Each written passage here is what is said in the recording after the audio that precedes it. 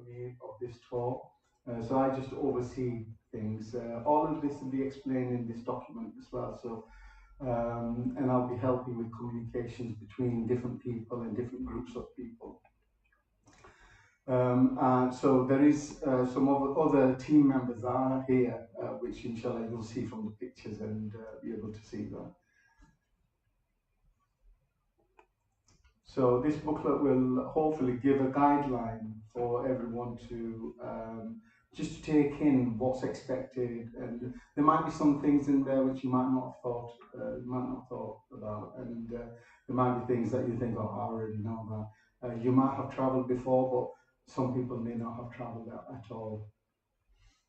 So this is the team that's going to be on the ground. We've got the admin Amir, the Tabligh Amir. We've got the two ustads there. One of the ustads is here today. Mashallah has come up all the way from London to deliver this. Jazakallah khair for that.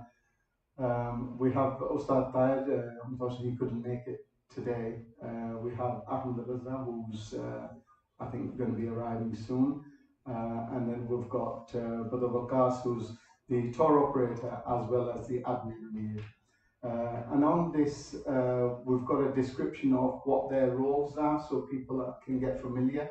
That if they need to ask about a certain aspect, that they know where to go or who to ask if their group leader, subgroup leader, isn't able to answer their questions. So the whole group will be split up into different groups, smaller groups, and in each group will have a leader. So all the communication comes through that leader and goes back to either the tour operator, the ustaz, the Tabligh Mir. So that's your communication hub, so as to speak. We will identify who your group leader is and who is in your group. And we're very conscious that there are some people that are going to Medina Sharif. So there is a group leader that will be going with them as well to Medina Sharif, so to help them with any queries or anything. But you do have access to the WhatsApp groups. And a very important thing is that communication and being able to receive these messages is crucial. So having a local SIM is important. You can get eSIMs, but having a local SIM can be cheaper. In Turkey, those that are going to Turkey, you can get an eSIM for as little as £5 for 10 days, but you're only there for 3 days. So that makes sense if anyone wants to get that SIM online whilst they're in the UK. It's quite easy. There's a lot of suppliers, so you can get that and put that into your phone.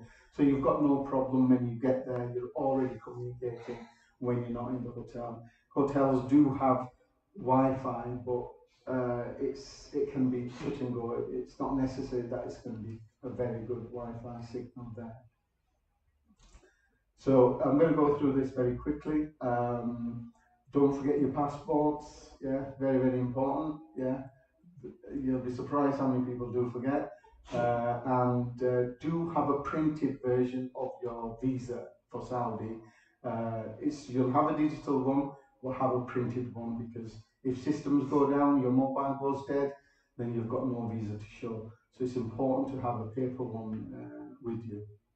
And if there's anyone that's having difficulty with the e-visa, please let us know. We'll help wherever we can. But I think most people have already got that. I was quite impressed with one family that sent all of them, mashallah, yesterday. So that was very good. So all of these visas need to go to Mohammedia tours. So that the reason is that they need to have it in case security asks them a question. So then they can answer the question without actually going to the passenger.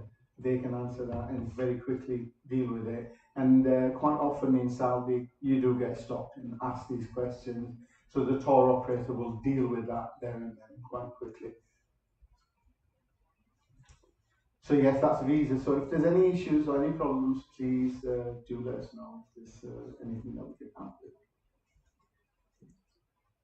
Flight tickets, most people have received their flight details, but if there's any queries, please do let us know. Any spelling mistakes or anything, please have a thorough look through it. and so we can deal with it now rather than at the airport.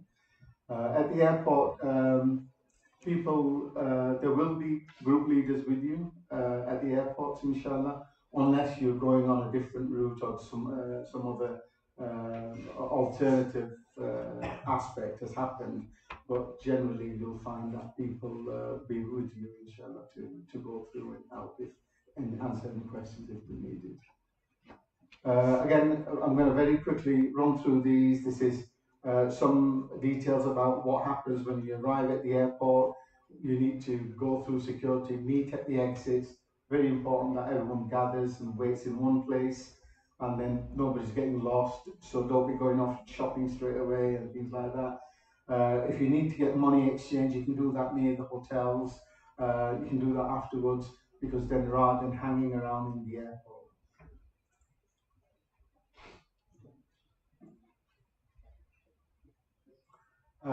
Also, some instruction on the arrival at the Medina airport. Medina airport, it takes a little bit longer at the Medina airport because they go through the visa, they do a photograph, so it can take a little bit longer. And especially if you've got a group of 30, 20, 30 people, it takes a while to go through. There's a whole flight that comes through, and then there's a group of people coming, so they can ask to go through slower than. But they're not the best at speed. They're quite relaxed. These images are just for illustration, but when you reach the hotel, this is very, very important that once you reach the hotel, you have to wait patiently in the reception because it can take long. Sometimes it can be 10 minutes and you've got your keys, and sometimes it can be an hour or even 2 hours. We're at the mercy of the hotel staff, depending on how efficient they are. We'll have arranged, the tour operator will arranged, yes, already, but then they've got to go. Some of them can be questioning and say, okay, we need to physically see their passports. So have your passports ready in case they want to physically see them. So, but just be patient, and inshallah you'll get your keys and get into your rooms quite quickly. The more patient you are, the calmer you are, the quicker the people on the ground can do their job and move on and be able to get your keys, inshallah. There's a basic itinerary which most of us do know, but there'll be a more detailed itinerary. I'll show one here, and then that will also be shared with everyone. Again, if there's any questions, do ask. We'll answer the best we can. But you've got to remember that any itinerary or any planned activity, it doesn't necessarily mean that it will happen at the time that we've said, or it will even happen, because if the authorities put a spanner in the works, then we've got to do something different. If they come along and say, right, okay, they might delay us for whatever reason. So there can be many, many circumstances that can affect the timing. But inshallah, in most cases, whatever we plan usually goes through, and it's quite smooth, inshallah. One thing I've been asked by Ustad Majid to remind us all: if you do have headphones, please bring a pair with you to connect to your phone, because there's something new that we'll be trying that somebody else has done, where you can actually connect and hear whatever's going on a bit further away. So it's called Telegram. So if nobody's on Telegram, join, get the app, have it ready so that we can use that system. And if you've got headphones, and you can actually hear what somebody might be quite far and saying, so you can actually tap into it. So inshallah, if you do bring your headphones, then it'll be quite helpful. These are all the things that are handy to take with you. Don't forget your ihram. Ustad Majid will talking about ihram with you shortly, inshallah. There are some other additional information, but have a read through this. It's important that you have an understanding of what little things that there could be that might be helpful to you. And then at the end of this booklet is another illustration of the Umrah and the guide of what you've got to read, how you've got to do the activities and everything. But that's all contained in. And then there may be physical literature that you can actually get. So if you want a physical, this will be digital. But if you do want that, then that will be available as well, inshallah. At the Tabligh will be able to provide all of that. So I'll just show you the itinerary. So those that are traveling to Turkey, this is the itinerary.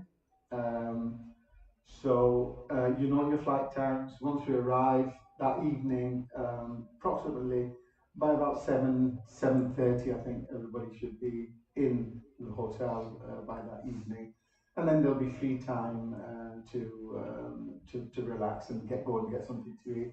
There's a lot of food places around the hotel, so there's plenty of opportunity to get something there, and it'll be an opportunity just to explore the area around the hotel. Um, all of this will be shared with you in the next day or so. So there's just a bit fine tuning with some timings that will have on there. The hotels. It's very important that people have the details of their hotels. We will try to provide it written, so you have a piece of paper with the hotel details in case you need to get a taxi to get back.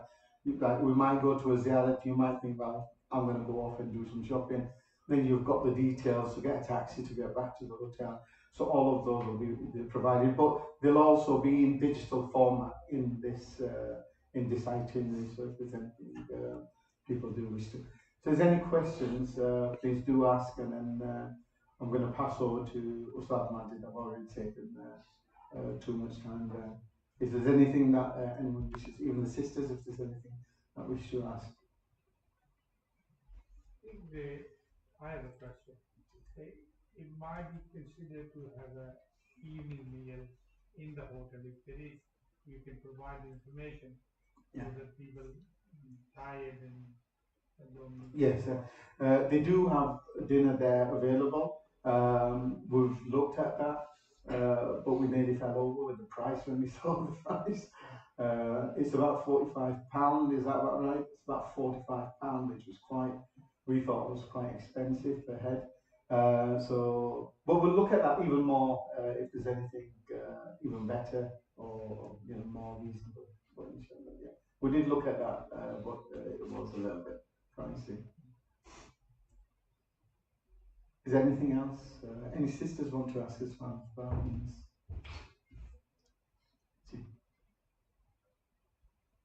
No? Nothing? Anything? No? Okay. Jazakallah khair for listening, and all of this will be sent on the WhatsApp group. Again, that WhatsApp group is very important. Please do read through everything and come up with any questions that you may think that you need answering. And I'll now ask our honourable Ustad Majid to come and to continue. Jazakallah khair.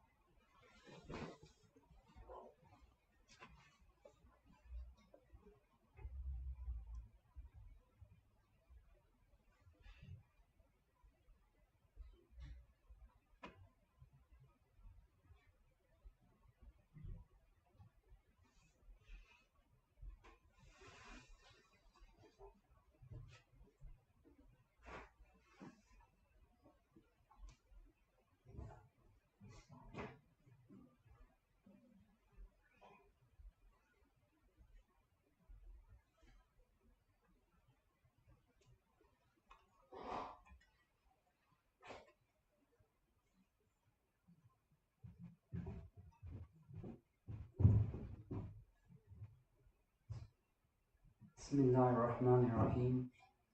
Bismillahirrahmanirrahim. Alhamdulillahi Rabbil Alameen. As-salatu was-salamu alayka ayyuhan nabi. Brothers, sisters, those watching online, Assalamu alaikum wa rahmatullahi wa barakatuh. MashaAllah, someone's awake. Alhamdulillah. Can I just ask the brothers that are sitting at the back, if you could just come forward, please? There's some chairs that are left, and if they're not, if you just come in front of the people that are sitting in the chair, that'd be better.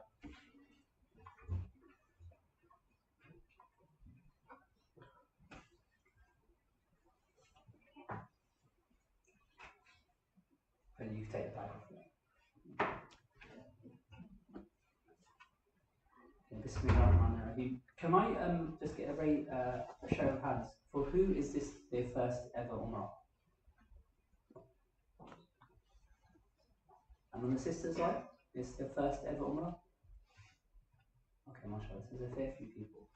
Okay, so look, as was mentioned, this workshop or this session won't go beyond 2 o'clock, inshallah. So let me just give you that comfort. Whatever happens will be done by 2 o'clock. So whatever plans you've made, you can carry on with those plans, inshallah. The second thing, the purpose of this talk is going to be twofold. One is to make sure we have the right mindset when we go to Umrah. And the second is to understand the rulings for Umrah. Yeah? Believe it or not, the second part is easier than the first part. Getting the rulings right, that's actually quite easy. And I will give you some very simple principles that every single person here, if you get separated from your group, if you get lost, that you can still do your Umrah without any worry, oh, did I do it properly or did I do it not? If you leave without feeling that confidence that I don't know what I need to do, what happens if I get lost, is my Umrah valid, then you need to tell me, because that means I haven't done my job. Okay? So that's the first thing, because people panic when they're there, what happens, and it's a very practical thing, Umrah. So that's my commitment to you, inshallah. So no one should leave here not knowing what makes the Umrah valid. But the more important piece, which I mentioned, is around having the right mindset for Umrah. And if I could ask, and I'm going to make this slightly interactive, this session. One, it keeps everyone awake, and two, it ensures that I don't have to talk too much as well. So can I just ask a question to the group, to everyone here? Does Umrah, when people go on to Umrah, do they come back changed? You know, when you see people that have been at Umrah, maybe your friends, those of you who have been to Umrah before, do you come back changed, or do you find that people go to Umrah and they're still as they were before Umrah? Do you say they're the same? Okay. Anyone else? Who agrees with, what's your name, brother? No, the person behind. What's your name? No, Afzal. Okay, so who agrees with Afzal that people come back pretty much the same as they went? Yeah? Okay, a few nods. Sister side? Yeah, the same nods. Okay. So here's a question, and that's true. There you go, that people go to Umrah with the hope, with the intention that they're going to get closer to Allah. So if they're not coming back changed, and you know that, and all of us will know people that have gone to Umrah, all of us will know. And if they're still coming back and they're still being harsh, if they're still coming back and they're still swearing, if they're still coming back and they're still being rude to their parents, or parents, you know, being a certain way with their kids, etc., then something's not right. So my question then to the group is, why do you think that is? Why are people going to Umrah, some even to Hajj, and not coming back changed?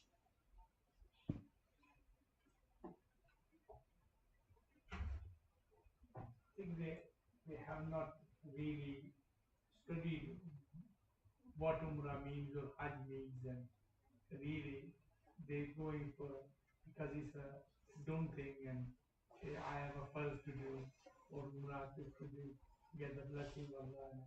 Hopefully I will see. Okay. I will study. Okay, mashallah. So our esteemed Uncle Iqbal mentioned that people are going maybe not with the right purpose, the right I'm training. talking about myself. He's talking about himself.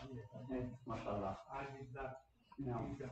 Okay, mashallah. So that what they think they're going to get from Umrah, they're not really prepared, basically.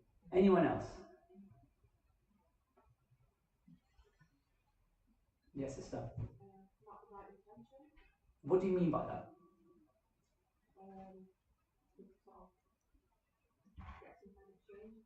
Oh, okay, good. The sister mentioned, she goes, some people are, again, not going with the right intention, not really understanding what they're going there for. Okay, mashallah. Anyone else? Brothers at the back, yes. Don't have the right mindset. Is that because I gave that entree at the beginning? What's your name? How old are you, Umar? 17, mashallah. First Umrah, yes? Okay, mashallah. So yeah, so I think most people understand this, that everything that we do in our faith has to have a purpose. Yeah, there's a clarity, but everything feeds into our greater purpose.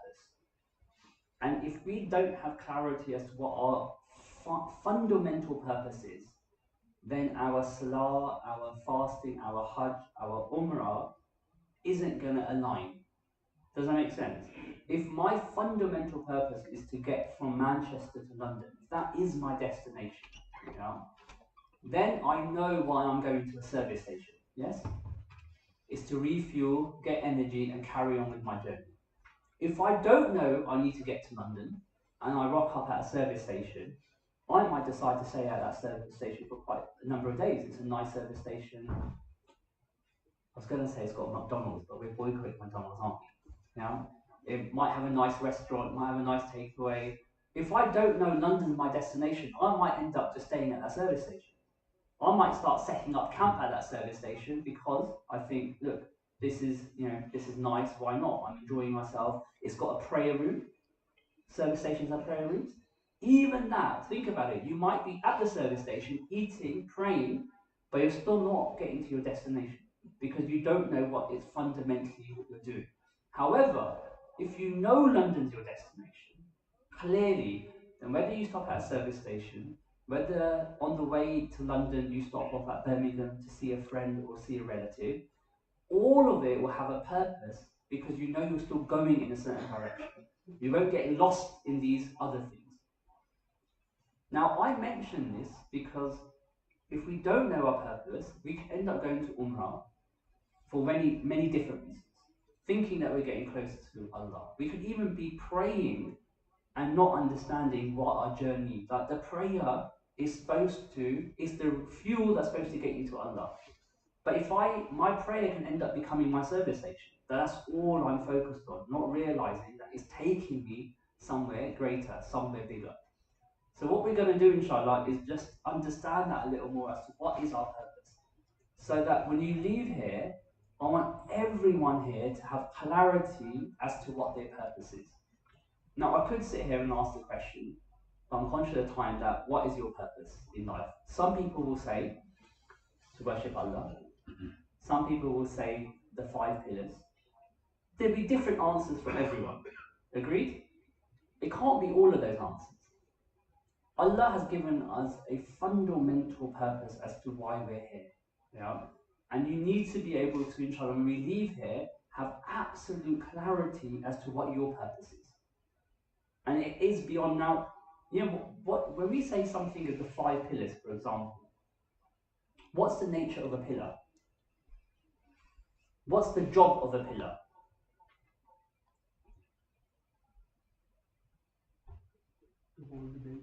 Oh, very good. But that was my star student today. Yes? The pillar's job is to hold something up. Yes or no? So we have 5 pillars, and we talk about the pillars so much. You know, so this table has how many legs? How many pillars do we say? 4. What is the purpose of this? Is holding up what? The table. We're so focused on the legs that no one's actually thinking about what it's holding up. Islam, which is our fundamental purpose. So if I ask anyone about Islam, they always start talking, and how ajib would that be if I started talking to you about, oh, this has got great legs, this leg on the bottom right, it's I call it zakat, and it's really good, and it needs to be made like this, and the leg over there, I call it salah. And it'd be a bit strange that I talk about the legs, but I'm not actually talking about the fundamental piece, which is the table. What is it holding up? And this is why purpose, understanding it is so important, because it gets you to what are the legs holding up? What is it that we're fundamentally looking to? What is it that I'm resting my laptop on? I'm not resting it on the pillars. I'm resting it on the table. And that's what I mean by purpose.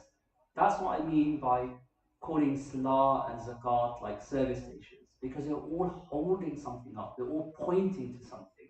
Same with your umrah. It's going to be pointing to something. It's like the quasi-hajj, the small hajj. And hajj is one of the pillars, one of the legs. So we need to understand what our purpose is. And now, first and foremost, does anyone have any questions on what I've said so far? Does what I say make sense? Who disagrees? Who's brave enough to say they disagree? So everyone agrees, yes? Okay, good, mashallah. So what I've got behind, you'll see it's got Mount Arafat. And why do I mention Mount Arafat? Because it's in Makkah. When you go, we will visit Arafat as well. It'll be on the itinerary. Obviously, it's a fundamental component of Hajj. But the reason I mention it is that we are going to Umrah, to a place where it connects us to where we came from. And this is really, really important. Where we came from was effectively something happened in the heavens. I'm going to go through that. But that's why I've got Mount Arafat there. But before I do that, I want to talk about three very, very simple concepts I need everyone to understand. That there you go, that as human beings, as the creation of Allah, we go to three births. We go to three births. One is known as the physical birth, one is known as the intellectual birth, and one is known as your spiritual birth. Can I ask someone, what do I mean? This is the easiest one, so you're better off putting your hands up for this one, so I don't pick one for the other. What do I mean when we say physical birth?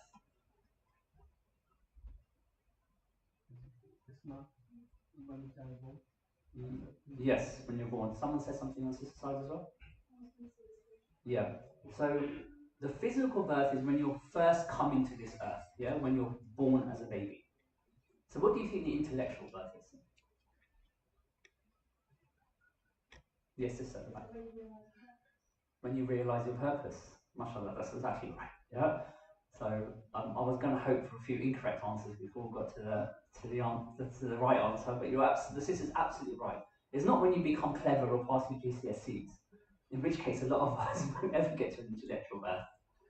I'm not saying that people haven't passed their GCSEs, just to be clear. Yeah? Your intellectual birth is when you understand what your purpose is. You know? So what do you think is your spiritual birth then?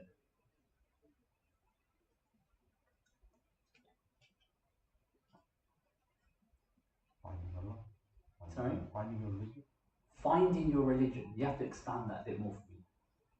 Becoming more involved. More involved. Okay, I like that. It's along the right lines actually. Anyone else can help? What's your name, brother? Shamrez. Okay, Shamrez, mashallah. Anyone can help brother Shamrez? He said it's like when you're looking or finding Allah. I think it's along the right lines. Jesus at the back. Connecting with Allah. Okay, all good answers. Anyone else? I'll give one more person a shot. Yes. Aiming to gain pleasure of Allah. What's your name, brother? Ali. Ali, mashallah. Yeah, absolutely. It's when you're embarking on the journey on achieving your purpose. You know? Now, some people said connecting to Allah, someone said pleasure of Allah, and so forth. So this is why purpose is so important to understand exactly what it is, because that's what the spiritual birth is. When you begin or looking to attain that purpose, and we'll talk about that in a bit more. Now, it's really, really important to understand this, because you could be a Muslim and only live or only have your physical birth. Is that possible? Yes, it is. That you can, because what is your physical birth? You wake up, you work. You know, your physical birth is when you take your life and you take the life of the animal kingdom. They're born, we're born. They work, we work. Like they hunt for food, we work for food. They marry, we marry. I.e., they have couples, we have couples. They have children, we have children. They do the zikr of Allah, we do the zikr of Allah. But I'm telling you, that's still your physical birth. So they pray in the way they're supposed to pray, we pray in the way we're supposed to pray. So you could be a Muslim. They build houses, nests, whatever they do. We buy houses, build houses. I could go through all the 12 characteristics that animals have and that we have. And that as a Muslim, you can live your life like that. Have a nice house, work, pray, and die and never have either attained your intellectual birth or your spiritual birth. That is a very real thing that happens. Because why? Because you've been so focused on the legs that you've not even understood that there's a table that is holding up. You know? So that's the first thing to understand, that we can fall into that. And then there's people that realize the intellectual birth but don't embark on that journey. And then finally, it's those people, inshallah, that are on the journey of their spiritual birth, i.e., what their purpose is. And that's inshallah what we're going to go, or I'm going to make an attempt in the time that I have to talk you through. These are some of the things we just spoke about.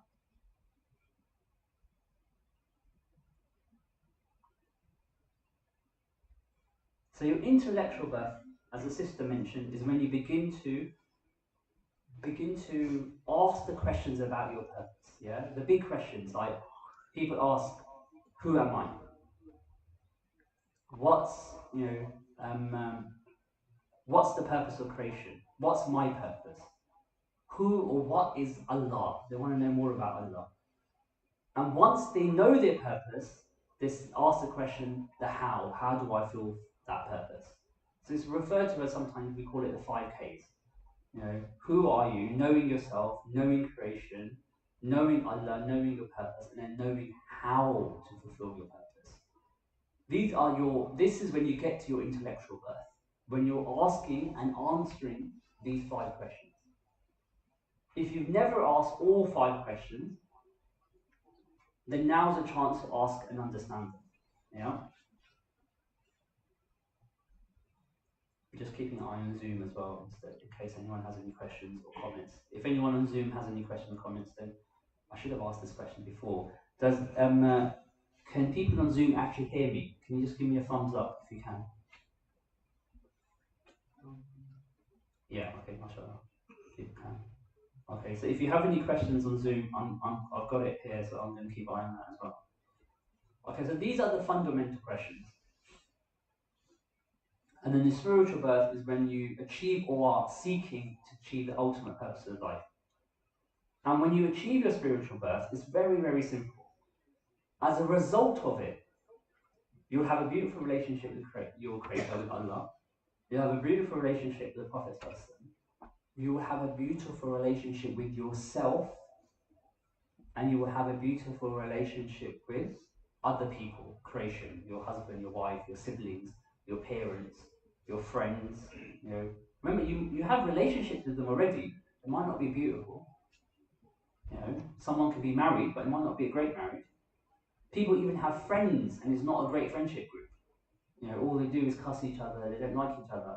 You know, you can have all of those scenarios. This is about having a beautiful relationship, and one of the most important ones there, obviously Allah and Prophet being the most important, is also having a beautiful relationship with yourself. So many people don't. Why do you think, you know, there's people that will wake up in the morning and touch their phone, and the very last thing they'll touch when they go to sleep is what? Their phone. Because they don't want a quiet time. They don't like that time where it's just them and their thoughts. Because we don't like ourselves. We don't like the questions, what we start thinking about. It causes us a bit of anxiety. So we're always stimulated, something that's always distracting us. It's amazing, isn't it? The first thing many of us will wake up with is our phone. and we'll have that phone right up until we knock out. Isn't that a bit depressing? That's the first thing and the last thing. Why? Because a lot of us just don't like having our own time. So this is what, inshallah, we're going to embark on. So what I'm going to tell you about your purpose, divine love and the purpose of creation. This is really, I'm going to go through this, inshallah, briefly. Now, many people would have seen this diagram, especially if you've been to this Zawiyah before. And we call it our whole story, like we're journeying on that. Now, I'm going to go through this in a very, very succinct way. That because it is the journey tells you like exactly what your purpose is. You can understand it more from there. Now, the first thing it says on that map, and it is a map, it's a road map, like journey, has the period of non-existence when only who existed? Allah. Yeah. There was no creation and Allah. How does Allah exist? Actually, no, don't answer that. All right. Let me ask in a different way. How do we know Allah?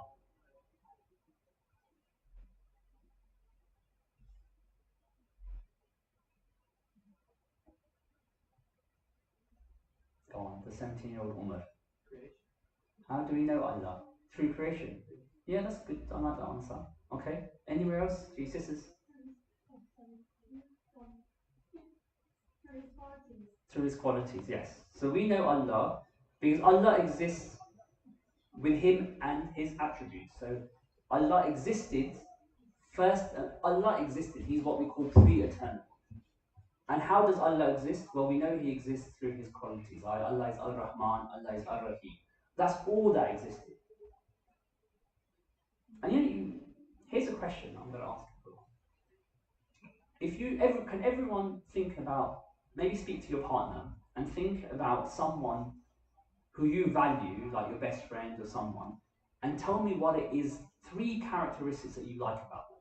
Yeah? Obviously don't mention their name, but in pairs, I want you to pick or discuss your friend or someone that you really like and just tell me 3 characteristics that you like about them. Yeah? I'll give you 2 minutes to do that now. You have to speak to each other. That might mean you have to give slant to the person next to you. Yeah?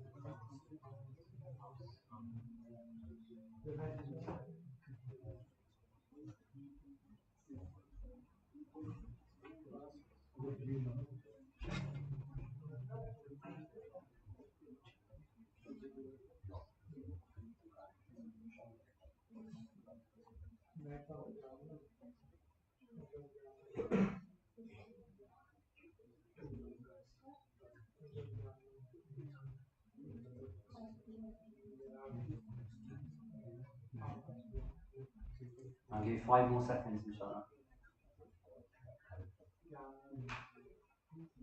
4, 3, 2, 1. Okay, inshallah. Can I get some volunteers in? Loyalty. Sorry? Loyalty. Okay, mashallah. I like that. Anyone else? Kindness. Kindness. Very good. Anything else? Generous. Very good. Umar? Honesty. Very good. Any from the sisters? Someone say something else? Other character. Oh, okay, mashallah. Any from the sisters? Anything different?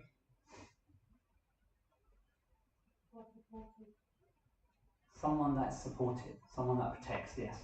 Okay.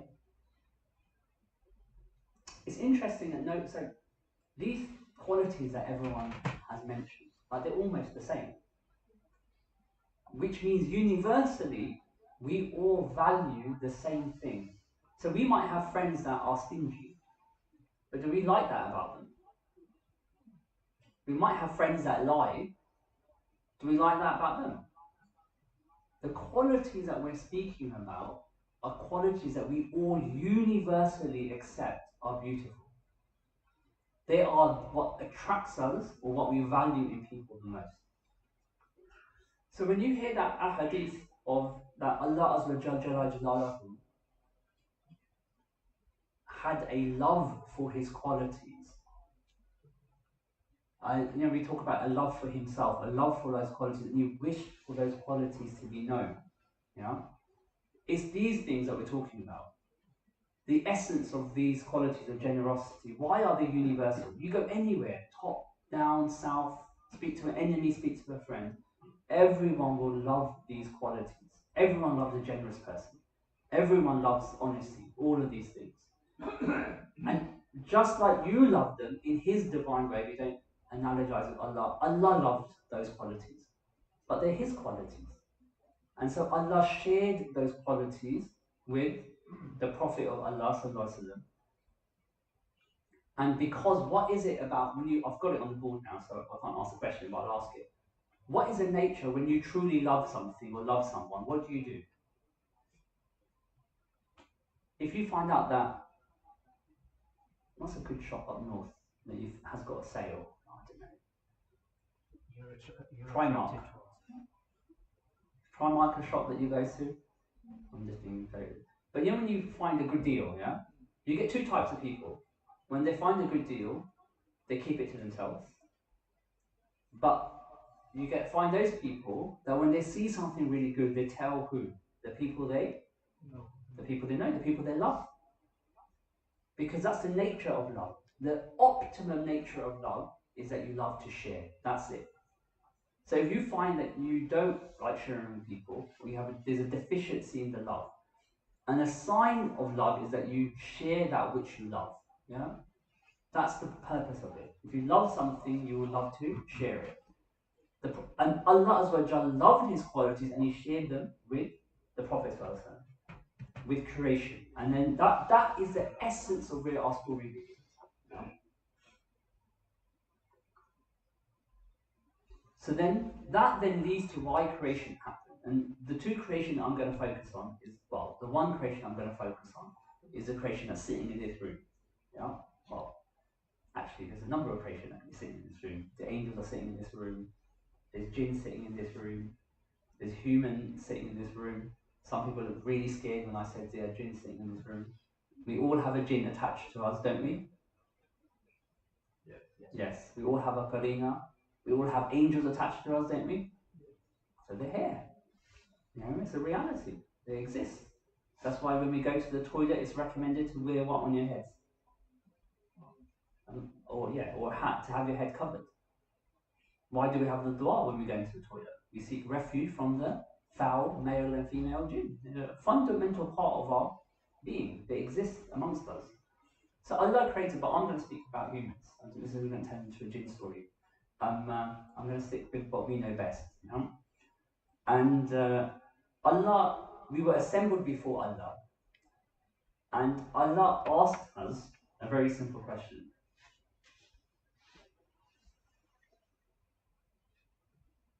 He asked us, first and foremost, we took a covenant, i.e., He introduced Himself to us in His divinity as that befits Him, and asked that do we accept that He's our what? Our Lord. Yeah? And we affirmed that we love, i.e., that we accept Allah to be our Lord, and we took that covenant from Him.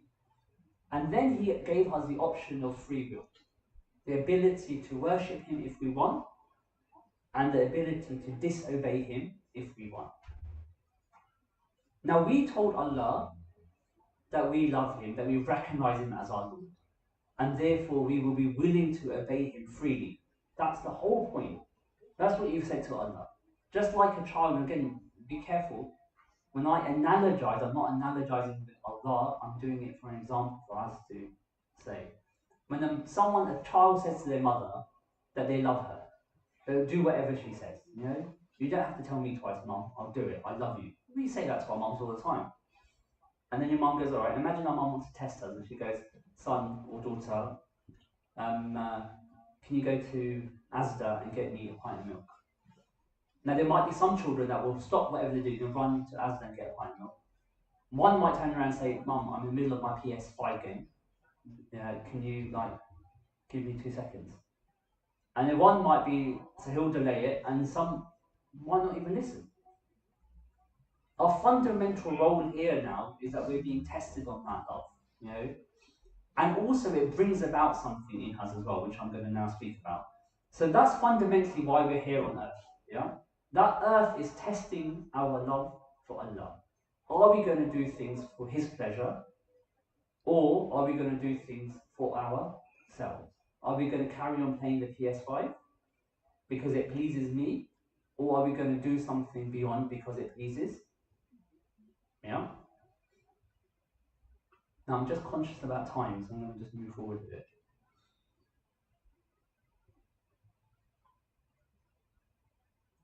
So when you come to this dunya now, if our job in this dunya is to obey Allah, to please Allah, to love Allah, fundamentally, to please someone, we have to come to what? Know Him. Yeah? To please Allah, to recognize Allah, because Allah is supreme, and we all accepted that His qualities are supreme. So there you go, that one of the fundamental reasons as to why Allah sent us here is to create us as Khalifas, as His representatives. You know? And the nature of an ambassador, of a Khalifa, is they represent who? The person or the being that appointed. So if you have an MP, bad example, but generally the whole point of an MP, when you elect an MP, what are they supposed to do? They're supposed to represent you, your values, what you believe in. Does it make sense? That's the whole point. So whatever your values are, they're supposed to reflect those values. So if Allah has created us Khalifas, i.e. we're His ambassadors, so whose values should we be operating on? Allah's values. That's the fundamental point.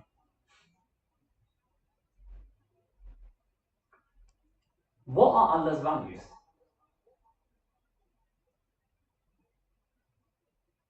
Qualities. His attributes, His qualities, the ones that we refer to as the 99 names. Now, are Allah's values, when we say Allah is generous, is His generosity like our generosity? Fundamental no. Yeah? Allah is not even the likeness of who we like. Whatever you can even think of Allah, He's not even like what you think. That's how far removed Allah is. But we still need to have an understanding or a relationship with Allah. So Allah's qualities are reflected in the Prophet of Allah, sallallahu alaihi wasallam, on what we say of human form. So with the Prophet sallallahu alaihi wasallam, we can understand generosity at our level. We can understand how the Prophet sallallahu alaihi wasallam, the way the Prophet sallallahu alaihi wasallam operates, we can relate to that. So when we talk about following the Sunnah and all these things that we talk about, when we talk about the Prophet sallallahu alaihi wasallam was Al-Amin, what does that mean? Al-Sadiq, the most truthful, the most trustworthy. All of these qualities the Prophet ﷺ had, he has them because he most reflects the qualities of Allah. That's it. Fundamentally, the fundamental point. So, because he most reflects the qualities of Allah, he is the chosen one. He is the being that Allah loves. And he loves Allah, Allah loves him. Because he most reflects Allah's qualities. Wouldn't you love the most generous person, the most truthful person? You've just told you what the most valued qualities you have in your friends or your family members, the ones that because you love those qualities. They're divine, they come from a divine being. Now the Prophet ﷺ most reflected those qualities. So it's only natural that people love the Prophet ﷺ. And our job is to now most reflect the qualities of Allah, and we do that by understanding the Prophet of Allah sallallahu alaihi wasallam.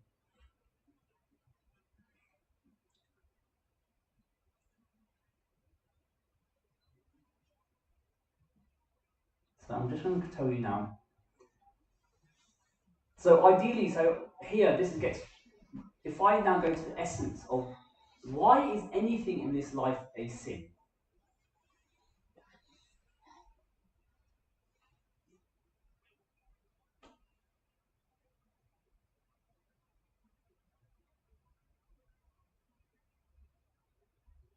So I just got a comment from someone online saying that we were talking about values, and they said that they have a sister who I think is a Muslim, and that is the very reason they became Muslim. They converted to Islam because of the values that she reflected.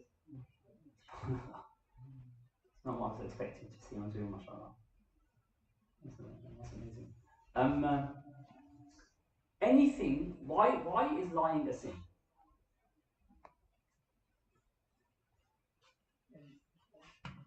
Okay, by mashallah, star student. Look, in other faiths, yeah, they say that what's good and bad is arbitrary. What do I mean by that? I mean it's like what humans decide. You know, they say this is what's good and this is what's bad. For Islam, is very simple.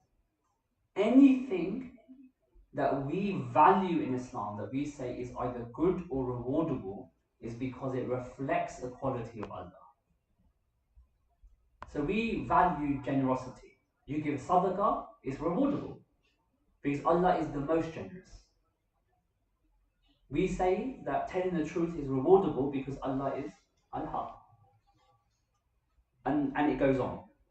Likewise, anything in our faith that we say is disapproved of, which we say is negative or which we call a sin, is because it opposes a quality of Allah. So I'll give you an example. Lying is deemed to be a sin because it goes against the sifat of Allah, that He's truthful. Now you take anything in Islam that we frown upon, disapprove or call a sin, it will be because it goes against the quality of Allah. Very simple.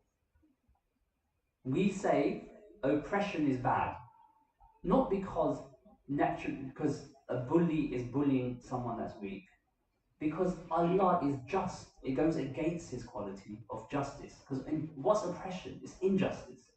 What are we witnessing right now? One of the most extreme injustices happening in our lifetime in Gaza. Extreme. But I can't stress it enough that this is a unique moment in our lives that we are watching a genocide being streamed live. It's never happened like this before. Normally you hear about the event afterwards, or people are reporting. You and I are witnessing it. The world is witnessing babies being decapitated. It's not small. It's not just a headline. I watch some of this stuff on LinkedIn, which is filtered, and I can't deal with it. It's so bad what's happening. And it warrants that to be remembered, how bad it is. But why is it bad? Because it so extremely opposes the quality of Allah, which is He's just. And anyone that has an ounce of humanity can see the injustice that we're witnessing. That's the whole point. Everyone can see it. It's so unjust. You know, it's like someone has kept someone captive in their house as a prisoner for 50 years. And then one day they starve them, on occasion they beat them. And then one day they decide, you know what, I'm going at it. That's literally like what we're talking about. And then the person that's beating them, crucifying them, then says, oh no, I'm fighting a war. Sorry, they're your prisoner. They've been under your control. You control their food, you control their currency, you control everything. Like so why is oppression so bad? Because it goes against the quality of Allah's justice. Now think about that very simply. So when times you're sometimes thinking about, why is something sinful? Very simple, because it will either oppose the quality of Allah or it will lead to you to oppose the quality of Allah, like drinking, because it leads you to opposing the quality of Allah, like you become immodest. Allah doesn't have slumber. He's never not in control. That's what it leads to. All of these type of things. So, if I told you now that your fundamental purpose, that our divine purpose, the brother says we can put it in different terms, like attain the pleasure of Allah. But how do you attain the pleasure of Allah? By reflecting His quality. Because the Prophet ﷺ is the most successful person, period. Because he has the pleasure of Allah. Why? Because he most reflects His qualities. So think about this now. We know our purpose. We know what's good and bad. So what's the relevance of the dunya in all of this? I say it's like a test, yeah? But it has a better function than that as well. Because, here's a question. Allah is most ghafar. He's the most forgiving. Agreed? If you were all sitting in Jannah right now, would you be able to reflect the quality of forgiveness? Umar, what do you think? Why not? You answered right. Pardon? Yeah. Yeah, you're almost there. So I asked, if you're in Jannah, can you reflect the quality of forgiveness? And Umar rightly said no. Because is anyone going to harm you in Jannah? No, everyone's going to be good with you. So how can you be forgiving? In Jannah, can you give sadaqah? No, because everyone gets what they want. So it's in this dunya, this earth, that you get to reflect these qualities. When you get, it's ajib, isn't it? To come to know Allah, we've left the heavens, because Shaitan was in the heavens and he didn't come to know Allah. So it's here in the dunya, being a step almost removed, that we actually get to know Allah. Because we get to forgive people, because they wrong us. So the purpose and the nature of the dunya is to reveal you. Yeah? So for example, I've got here, in the dunya people will upset you. So are you going to keep a grudge or are you going to forgive them? In the dunya, you have the ability to accumulate wealth. Are you going to be greedy or are you going to be generous? Only can happen in the dunya. Can't happen in Jannah. This is the perfect ground to reveal that's what's inside you. That's why they have this statement, don't they, that money corrupts or power corrupts. Has anyone ever heard that? Yeah. Sayyidina Ali radiallahu anhu, one of the foremost companions of the Prophet of Allah sallallahu alayhi wa sallam, he has a different saying. He says, money doesn't corrupt you. Greed doesn't corrupt you. It just reveals you. You were always greedy, you just never had an opportunity to reflect it because you never had the money. You were always a bully, but you just never had a chance to bully someone because either you were weak. Yeah. So now that you've got kids or you've got a wife or a husband, wives always also bully husbands as well. Let's keep it 50-50. You never had the chance. So the whole point is that money and power, all these things, they don't corrupt you. That was always in there. They just bring it out. Once it's brought out, then you can remedy it. Because Shaitan, had Adam alayhi salam, the creation of Allah, not come into his life, we wouldn't have known that he had that pride sitting in there. Obviously Allah knew, but it was only when Adam alayhi salam was brought into his life that he realised that. But I was sitting at, Uncle Iqbal mentions this, he mentions, he was, I hope he doesn't mind, because he's mentioned it once publicly, that one of the things he really focuses on is anger. Yeah? Now, if Uncle Iqbal sat in a corner all day, very unlikely he'll get angry. He might get angry at himself. He strikes me as someone that can punish himself. But generally, what causes anger? When I suspect you deal with people.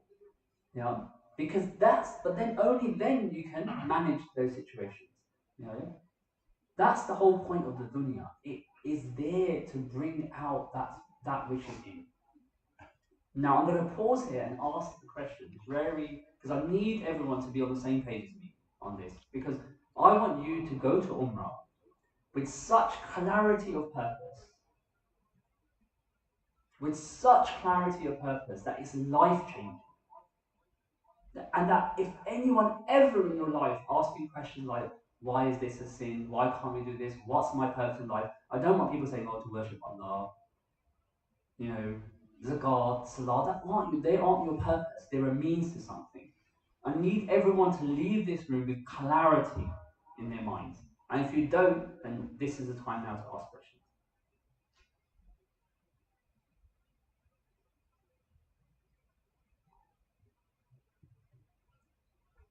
Sisters, any questions?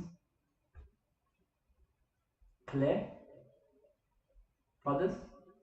Clear? Might forget that. You might forget after, inshallah. I'll be on the trip as well. Everyone else who's all clear, they're all on the trip, they'll tell you. Mashallah. Okay. So now that you've got clarity over what your purpose is, yeah? Now, there's other bits that I don't want to, I'm conscious of time as well, but you know the purpose of the dunya and creation now, that it's supposed to reveal you. That's the whole purpose. Now you begin to, it's now all about your reaction. You know? Because shaitan, now listen to this, when I'm talking about, did shaitan pray? He prayed. He prayed so much. They go that there's not a spot on earth that he hasn't prayed at. Generally, that's what it said. Did shaitan have knowledge? So much knowledge. The angels used to come to him to learn about Allah. Forget about anything else. To learn about Allah. There can't be something more supreme to learn about. Now, he had knowledge. So he had his salah. I'm sure he even had. They go talk about fasting. The whole point of fasting is to fast from sins. They go down. Allah elevated shaitan to Jannah. Now look how much control he had. He wouldn't even look at the halls of Jannah. And these are supposed to be the most beautiful beings that Allah has created. And he would lower his gaze. That's how, so we're talking about, so he had fasting, he had salah, he had fasting, he had all of these pillars that we speak about, but he missed the whole purpose, the table. So Allah sitting shaitan down, and this is really important. Me sitting you down, Allah, whatever would befit him. If Allah gave shaitan a dars, a lecture about pride, would it stop have pride coming into his heart? No. Why? Because he already knew that pride was bad. So him knowing pride was bad didn't stop pride coming into his heart. Just like all of us here know that lying is bad, doesn't stop us lying. We all know swearing is bad, doesn't stop us swearing. We all know pornography is bad, doesn't stop us watching stuff that we shouldn't be watching. So it can't be that knowledge makes you good. It can't be. That isn't the way it functions. Because if that was the case, then shaitan and would be the best. But bringing Adam alayhi salam into his life, by Allah brought Adam alayhi salam into shaitan's life for his betterment. To be able to bring that which was that illness, it's just that he reacted in the wrong way. He did what we shouldn't be doing. When he didn't bow down, Allah asked him, why did you not bow down? And he goes to Allah, other than Allah here, that I'm better, he also says, Allah, you led me astray. Just like when we swear, or we get angry, or we do something to someone, and we say to them, you wound me up. It's your fault. That's what shaitan did. He blamed the other person, didn't take no ownership. Adam alayhi salam, on the other hand, completely different. He ate from the tree. Allah attests to the fact that he forgot. But in spite of that, he had reasons, by the way. So unlike shaitan, who had no real reason to excuse, Adam alayhi salam had an excuse. He forgot. He got whispered to by shaitan to eat from the forbidden tree, the forbidden fruit. He actually had reasons, and not once did he say to Allah, oh, these are my reasons. Instead, he took full ownership and said, oh Allah, I've wronged myself. I put my hands up, this was I did this wrong. Took full ownership of his mistake. And because of it, Allah elevated him to become one of the most ennobled beings, i.e. becoming a prophet. And allowing each and every single one of us to become the best of ourselves. Allowing us to come to this dunya so that we can really come to know Allah. Really exercise those sifats of forgiveness and generosity. These things that we can't do in Jannah. Really come to know Allah. That's the whole point.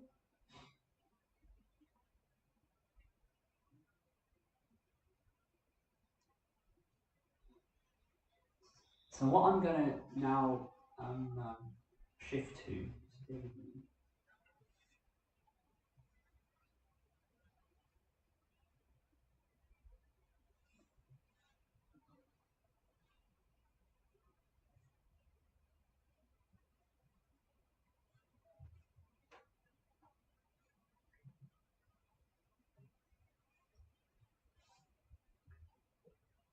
so we know what our purpose is.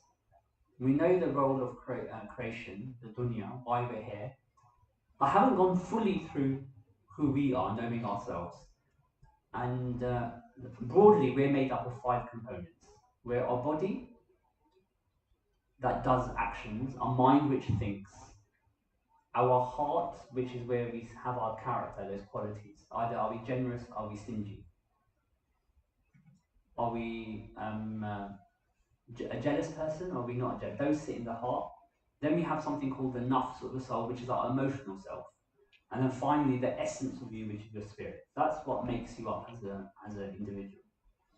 Now, when we come to change, and this is really important, how do we reflect these qualities of Allah? Because I've just told you that knowing something doesn't mean that you won't do it. So they go that the way our brains operate is that we have a conscious and subconscious mind. Things that we do consciously and things that are our default. So how many people here, don't raise your hands by the way, but how many people here, if I was to ask you, think about it, who knows a friend that every second word is an F word? Or they just swear constantly. And they don't even realise that they swear. We all know people like that. Because it's sitting now in their subconscious. They've sworn so much, it's what we call a habit. Just like we have friends, these are the ones that lie. They lie so much that even they know that you know that they're lying. You know, sometimes you go to like a gathering or a taziyat or to do Fatiha at people's houses with all the uncles. Not being offensive to the uncles, obviously that's what I see when I go there. And there's always one uncle that's got a story. And everyone knows that it's the most elaborate, I don't know his place, it might be true. But it doesn't seem like it's true. But he just carries on. And we just sit there listening and nodding, like, yeah, and he's been to Mars and back, he stopped off at Jupiter, he came back, this happened. It's just habitual, he's just so used to it. That's what happens, like we are programmed in a certain way. We have this subconscious that we're programmed. All these things sit there. And the stuff that we know, like the knowledge I'm talking about, that pornography is bad, that lying is bad, we know all of this stuff, but we haven't programmed it inside of us. And very simply put, they go the way to reprogram or program something is just the same way that person that swears after every other word, he's programmed himself like that because he's continuously done it, just repetitively. Sworn and sworn and sworn and sworn and sworn. Likewise, to get that out of your system, you have to resist, resist, resist. So it uninstalls it from your subconscious and puts it into your conscious mind. And when you want to adopt something, like become a generous person, you don't just give once, you give repeatedly. Yeah? You speak repeatedly. So it's called the 2 R's. You resist and you repeat. So something you want to take out of your system, you just resist it again and again and again. Now, to be able to resist something, you have to hold yourself to account. Like, at the end of every day, you have to, has anyone ever heard of a swear jar? Oh, actually, anyone know what a swear jar is? Someone say something. What's a swear jar?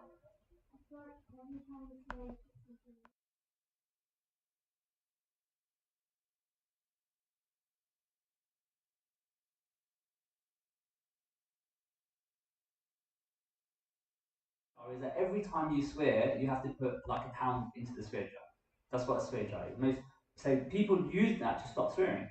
Because what is it doing? So every time you do it, you're holding yourself to account. That's the whole point. Like, to be able to stop doing something, or you resist, you have to hold yourself to account. So when it happens, you have to do something. Now, we have this model where we operate, where you every day you either give yourself a cross or a tick. Did I do something or did not do something? And I'm going to come to that. I'll give, there'll be something for,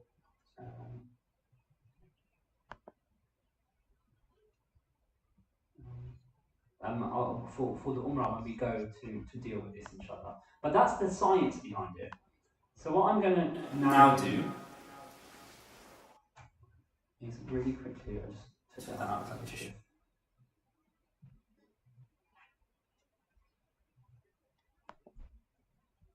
Now this is the ask I'm going to give everyone when they're at, this is for the people that are primarily new.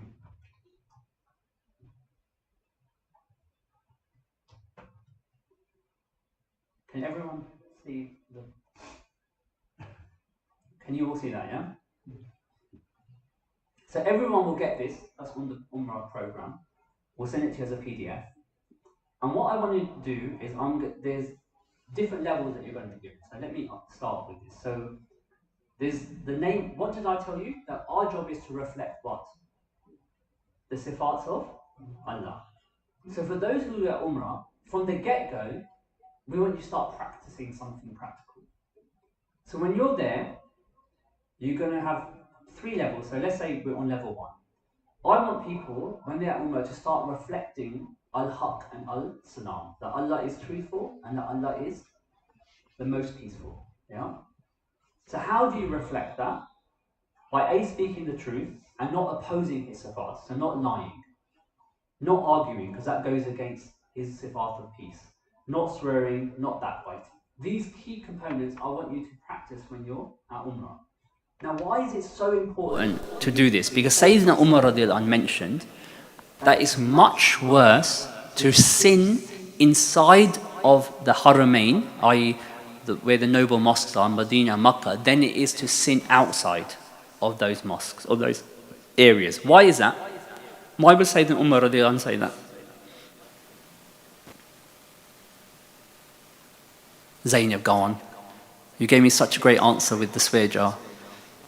Why do you think it's worse to do something wrong or naughty in Makkah than to do it at home?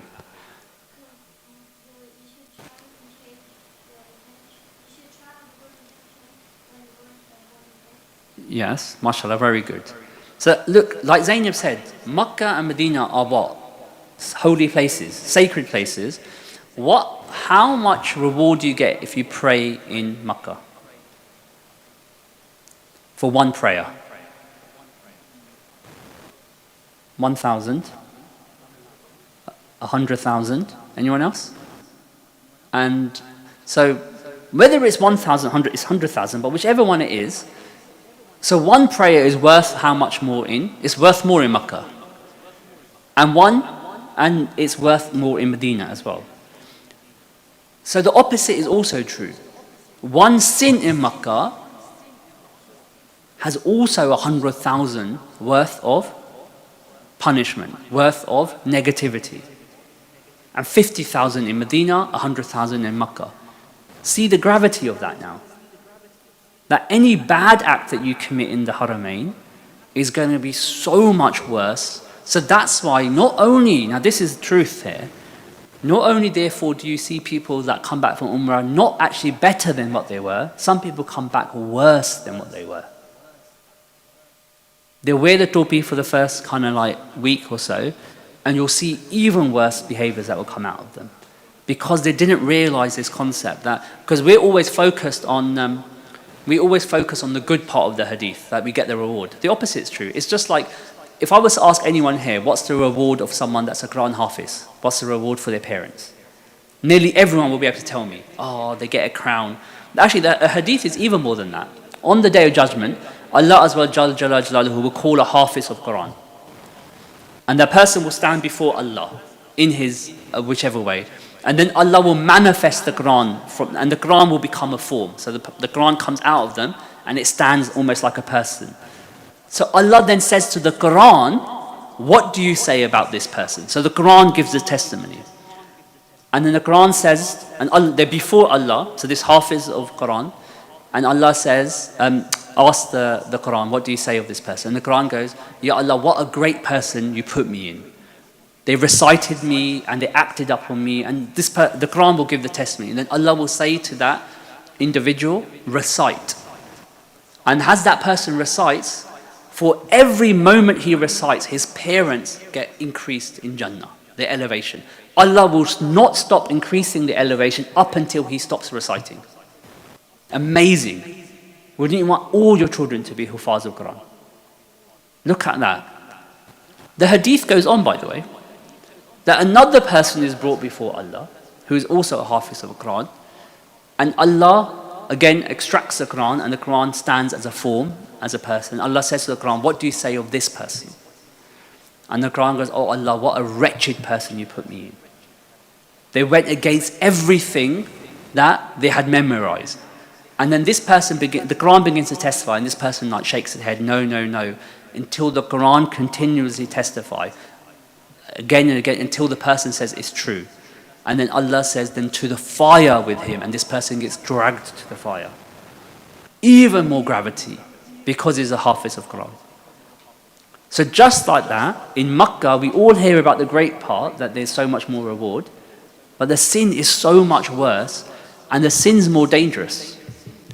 Because some of us might not be in the habit of praying every single day, or the habit of praying nawafil, but we might be in the habit of swearing, or lying, or watching our Instagram account where naked images come up, or modest images come up. So there's more chance that we will commit wrong in these places than right. It's really important to note that.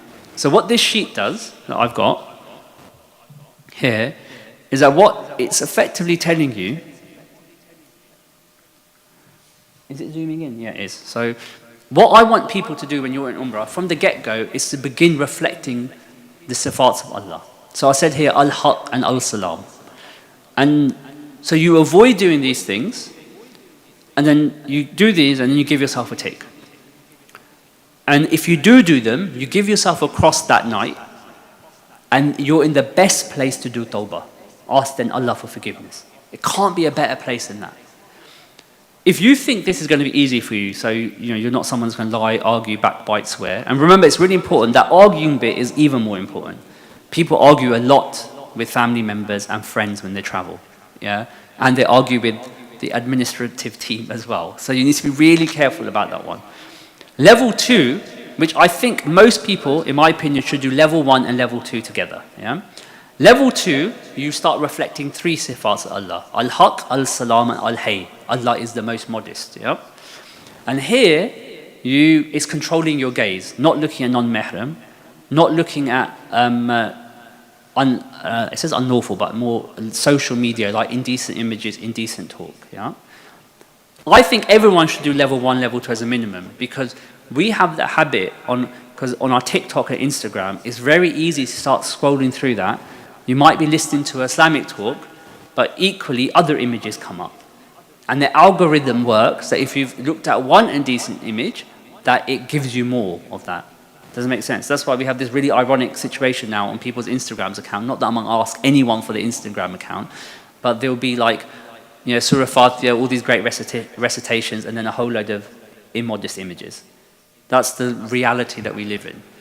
So I'm telling you this now so you can prepare yourself. Does that mean you take yourself off Instagram and TikTok for the time? You're only there for 10 days. It's not the end of the world if you can uninstall those apps for that period.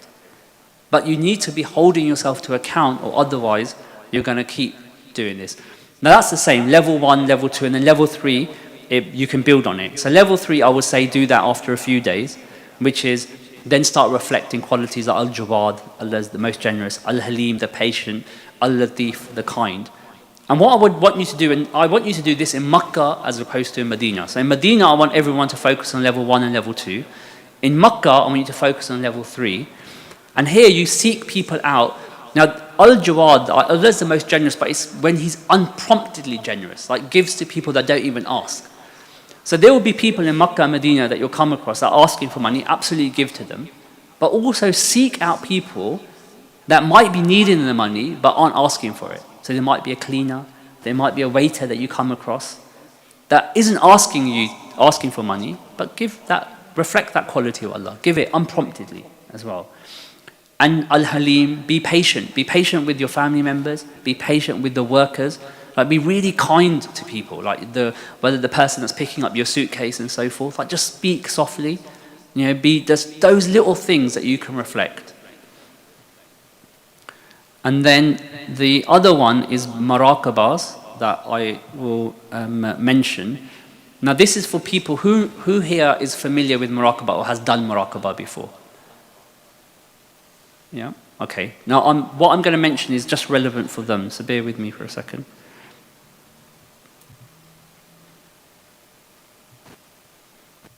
Can I ask everyone to close their eyes for a moment, because it's going to go straight to my WhatsApp. And I just love how no one closed their eyes, but there you go.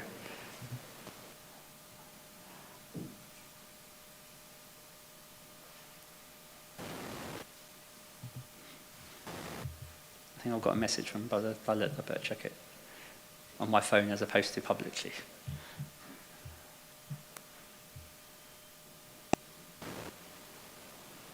Yeah, we'll do it shortly, inshallah. This is the last bit on this. So this will get circulated as well to on the group. So there's spiritual practices to do in Medina and to do in Makkah.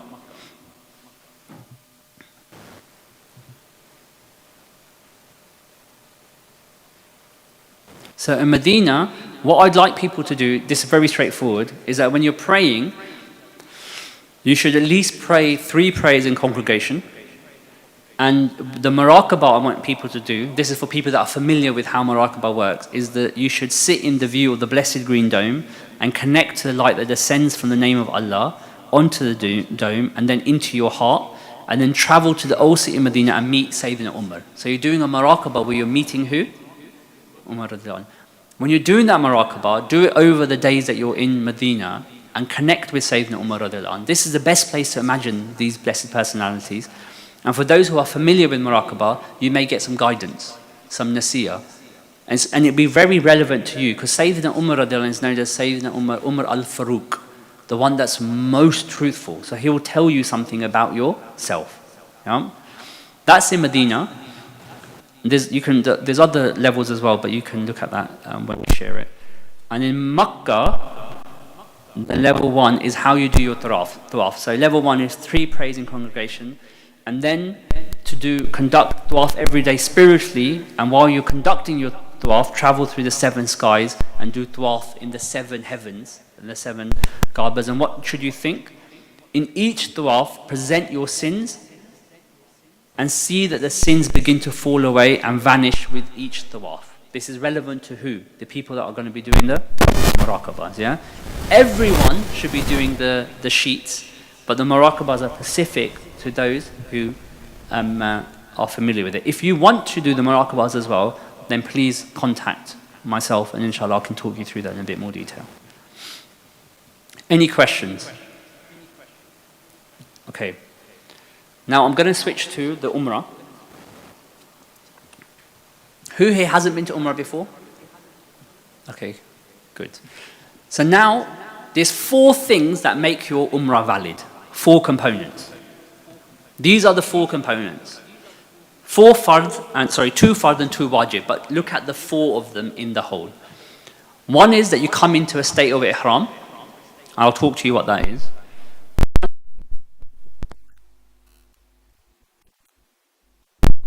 You sa'i, run between Safa and Marwa. And 2 is that you cut your hair. So let's go through that again. If you put your ihram on and come into a state of ihram, and you do your tawaf, and you run up and down 7 times for your sa'i, and you cut your hair, you have done what? Your umrah is complete. Have I asked you to pray behind Maqam Ibrahim? No, I haven't. Have I asked you to kiss the black stone? Have I asked you to drink Zamzam water?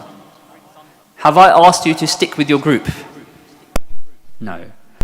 As long as these 4 things are done, your Umrah is complete. So Umar and Zainab, not that you will be with your parents inshallah. I'll focus on Umar actually. I don't want anything to happen to Zainab. Umar, you're 17. You get split from the group when you're doing your tawaf. You've just done one tawaf, everyone's together, you're looking really good, and all of a sudden you don't know where anyone is. You panic for about 5 seconds, and then you remember that actually, I know that as long as I do these 4 things, my Umrah will be valid. Do your tawaf, do your sa'i, the running up and down 7 times, and cut your hair. Yeah? Obviously you're going to be in ihram. As long as those 4 things are done, your Umrah is valid. So I want to start with that. Now I'm going to go through more detail, but if you can focus on those 4 things, it will give you ease when you're in Makkah, because loads of people begin to panic because they think, oh, should I have prayed here? Should I have done 2 nawafil here? All of those things are decoration of sunnah, decoration of nawafil. These are the 4 things that ensure that your Umrah is valid. Any questions on that? Okay, now I'm going to go into more of the detail, inshallah.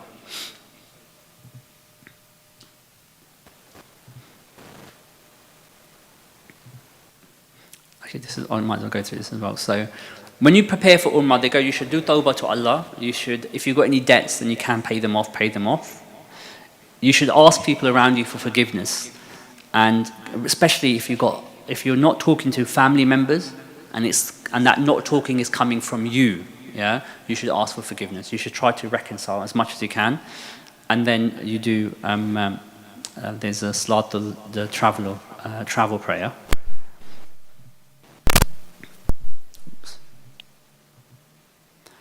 Then when we're going to travel as a group, we're going to tell you when to get into your ihram. What are we going to do? We'll tell you when to get your ihram. Before you do that, it's recommended that you have a shower, trim your nails, clear your hair where it should be cleared, put on perfume, oil yourself, and then for the men, you wear the 2 sheets, and we're going to go through that with you in a second. You then pray 2 units of nawafil, and then you make the intention that you're going to perform Umrah, and then you start Labaik, Allahumma Labaik. Now we're going to give you a booklet that has the dua in there. Now all of the things that I mentioned you do before you get into a state of ihram, the reason you do all of these before is that once you're in ihram, you can't do that. You can't cut your nails, you can't cut your hair, you can't put on perfume, you can have a shower, but it can't be with like scented soap or scented shampoo. You know? You can't have, husband and wife can't have relations. So all of those things become forbidden for you the moment you're in a state of ihram. Now, just to be clear, when you put those 2 cloths on, you're not in ihram yet. Yeah? Ihram is a state. All you've done then is put on your clothing of your ihram clothing. You only get into a state of ihram that when you make the intention that, oh Allah, I'm going to perform the Umrah and I'm entering my state of ihram. From that moment, you're now prohibited from doing things. Why is it called ihram? It comes from the word haram. Yeah? Is that you've made yourself forbidden now to do certain things. Any questions so far? Once you're in a state of ihram, you can't cover your hair for men. Yeah? Oh, there's a question.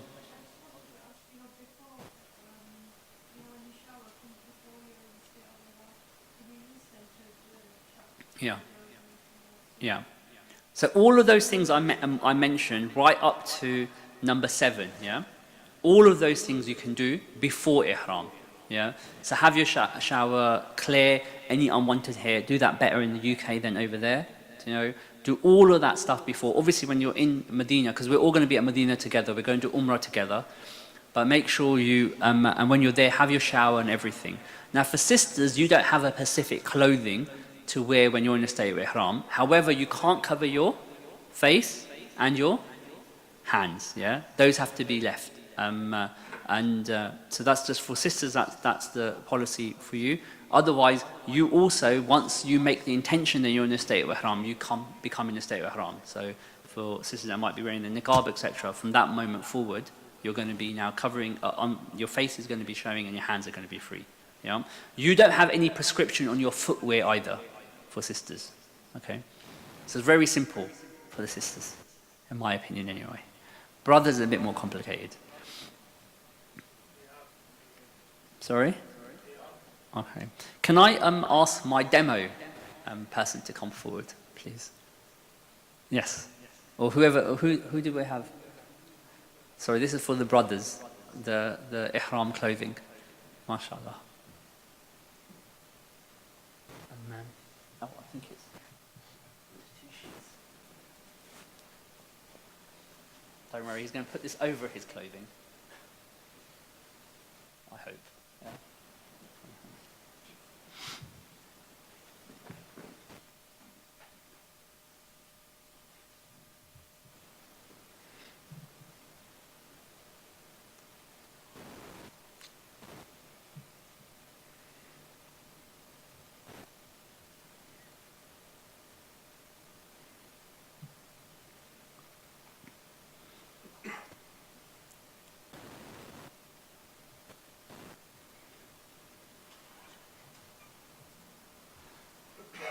Has the Zoom just disconnected, Abdullah? Is it so on?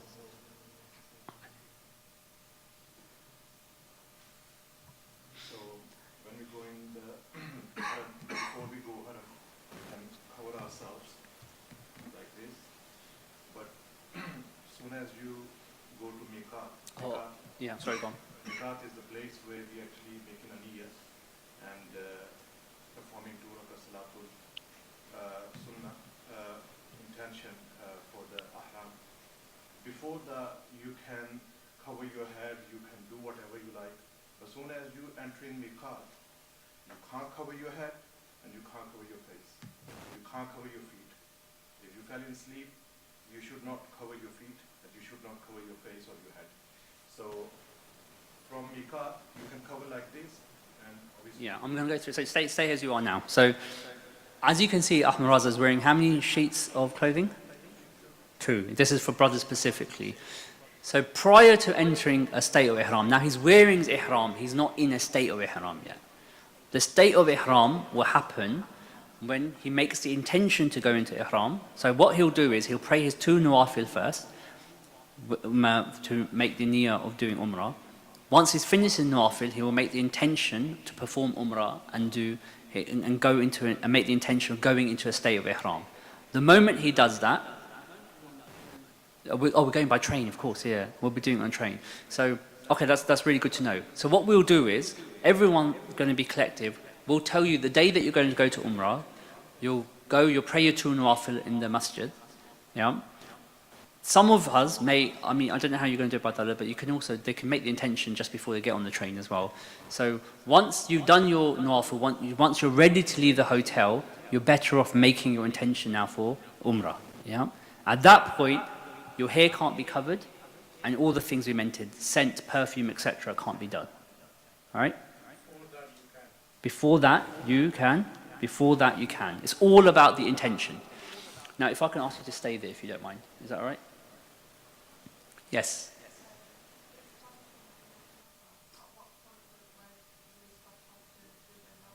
So the sister asked a really good question. Now, we're all traveling by train, high-speed train from Medina to Makkah. What we're going to do, and what I would recommend is, so the day that we're going to go, you'll get told. So everyone will get dressed, have a shower, do all the stuff that you need to do. Brothers will bring our stuff down to the coach. What we will recommend that day, we'll get a notice to say that do your 2 nawafil in the haram or in the hotel. So you'll do it before you get on the train. Yeah? Is that clear with everyone? Yeah? Then you have the option of when to make the intention. You can do that from that moment onwards, yeah. Because what will happen is from Medina, from the masjid, we have a short, coach ride. I think it's about 15 minutes to the train station, and then you get to the train, then you board the train, and then you make your way. Now, in the train, they will make an announcement that we're coming to the miqat So make your intention now for those who haven't made the intention. That miqat is probably about 15 minutes into the journey. Yeah? Personally speaking, I'll tell you what I would do. On that day, I will be putting on my clothing, my ihram. I will have my head covered. I will go to the masjid if I have time. I'm looking at Brother Thalat here. He might say everyone pray in the hotel. But if I have time, I'll go to the masjid. I'll pray. I'll do my 2 rakats then. And then I will take my hat off. And then I will make my intention for Umrah. And that's it. Now I can't put any perfume on. I can't cut hair. I can't cut nails. That's what I will do. And then I'll go to the coach. I'll go to the train station, to the train. And then I'll be in a state of ihram. Yeah. That for me is a simpler way to do it. That way I don't have to worry about praying my 2 rakat at the train station. I don't have to worry about myself then going, worrying about the announcement being made in Arabic that I'm coming to the miqat. Is that all clear? I like to keep life very simple and easy for myself. Yeah? Good. And then once you're in your state of ihram, that's when people start doing the talbiyah. Labaik, Allahumma labaik, labaik, la sharika laka labaik, innal hamda wa ni'mata laka wal mulk, la sharika lak. And you continuously do that all the way up to Makkah. Now, what we will do for everyone, when you get to Makkah, you'll get told to go to your hotels, you'll get told to freshen up, and you will be given a time when we're all going to meet and where we're going to meet for Umrah. So you're not going to come straight off the train station and run to the Kaaba and start doing your Umrah. It will be done in a way that you get to refresh, and then you'll get appointed time when to come, when to meet, and then we'll do the Umrah together.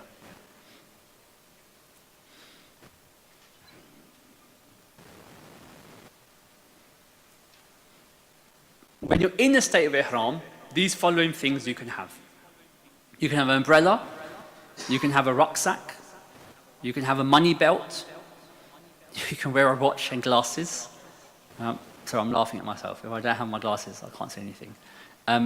You can shower, but what can't you do? Scented gel is absolutely right.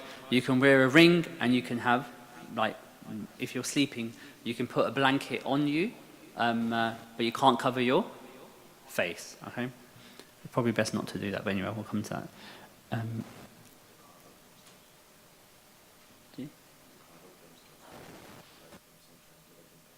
Ahmed Raza is pointing out that when you're having a shower, he goes, don't rub yourself. The purpose of why he's saying that is that obviously when you're in a state of haram, what can't you do with your hair? You can't cut it, you can't pull it out. So obviously the risk is that your hair might come out. Now we'll talk about what to do if that happens along the journey, yeah? Okay, I'll talk about it now. If things will happen inadvertently, what I mean by inadvertently, by mistake. So sometimes, even when you're washing your face, you might be rubbing your beard, and what might come out of your beard? Hair. Yeah?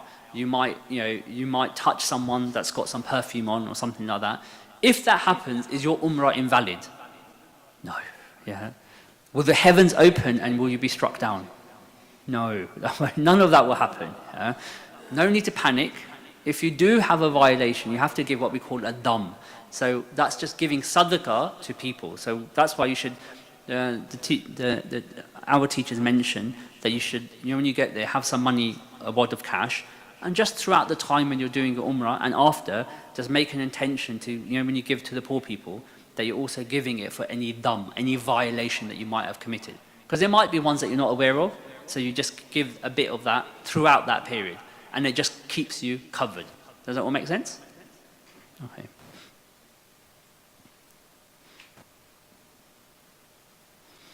Now, when we come we'll come as a group together to the masjid. We'll come to the Kaaba. When don't panic. We'll all come to a place that we will all be able to stand, and then we'll spend some time there, making dua, sufficient dua, all in your own time. It'll be plenty of time to do that. Drink lots of Zamzam water. You all get time, and then we'll begin to walk towards the Kaaba. Yeah. Now at this point, when we're getting ourselves ready for the tawaf, the brothers will now change the way that they're wearing ihram. And Ahmed Raza will show you. Yeah. So at that point, we'll shift our ihram to that position. What's showing? Which shoulder? Okay, mashallah. When do we do this? Just before the tawaf. Now, I know some of you look like muscle men, because sometimes the minute people come out of the hotel, you've got some brothers, you know, like that for the whole duration. You can keep it covered if you want. You can keep it uncovered if you want as well. But for the first three, so you keep it uncovered for the whole of the tawaf. Is that clear? Yeah. And then I'm going to talk you through what we do now, inshallah. You'll come then to the black stone.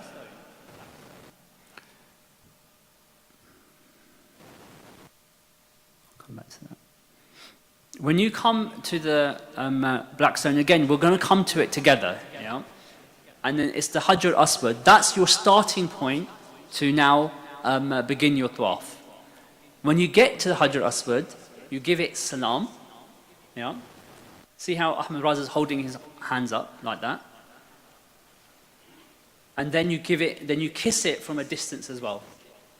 Yeah? Okay, good. So when you get there, you're going to give salam. After you've given salam, you'll raise your hands again, and then you'll kiss your hands. Okay?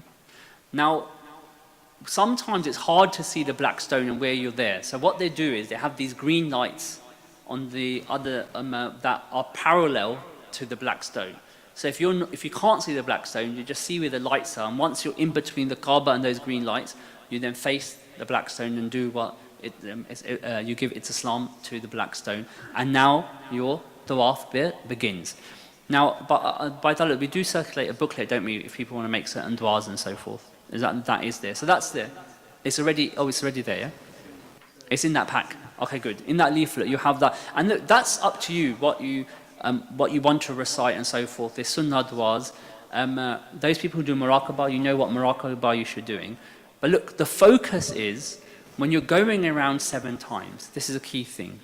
The focus is that you're saying to Allah, that Allah, I'm putting you at the center of my life. That's what it's about.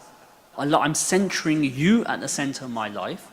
And then you're going around and asking Allah for forgiveness, for the fact that your hands haven't been centered around Allah, that your hands have been violating the rights of Allah. That's what you do. You go have these mindsets when you're going around. And every time you come to the black stone, you'll do it's Islam, or you'll kiss the black stone like that. Yes? Right. How many rounds are there of tawaf? 7. Yeah. After we've done after we've completed the tawaf, we then go to recite 2 units of prayer behind what they say Maqam Ibrahim. Yeah, Maqam Ibrahim is the glass. You'll see it. It's like a glass. It's not a contraption. What would you call it? What's the best word to call it? Like a glass structure where they have the footprint of Sayyidina Ibrahim alayhi salam. Maqam Ibrahim is what it's called. And what you do is you pray your 2 rakats of nawafil behind that. Now again, if you can't find a space behind that, and it's unlikely because it's really, really, really busy, you can pray anywhere in the Haramain. Is that clear? After you've done that, you make dua, and you make low profuse dua, and you'll get time. You'll sit there, that's the time to make dua in the presence of the Kaaba, asking Allah forgiveness, asking Allah to redirect your lives towards Him. You do all of that, and then you go and drink Zamzam water. Okay. After you drunk the Zamzam water, we'll start making our way to Safa and Marwa. Now, here you can, for some people, we may or may not do it as a group, come to the door of the Kaaba, and you can go and stand there and make dua. And you'll see people attach themselves to the Kaaba. Again, that's going to be, if we do as a group, then good and well.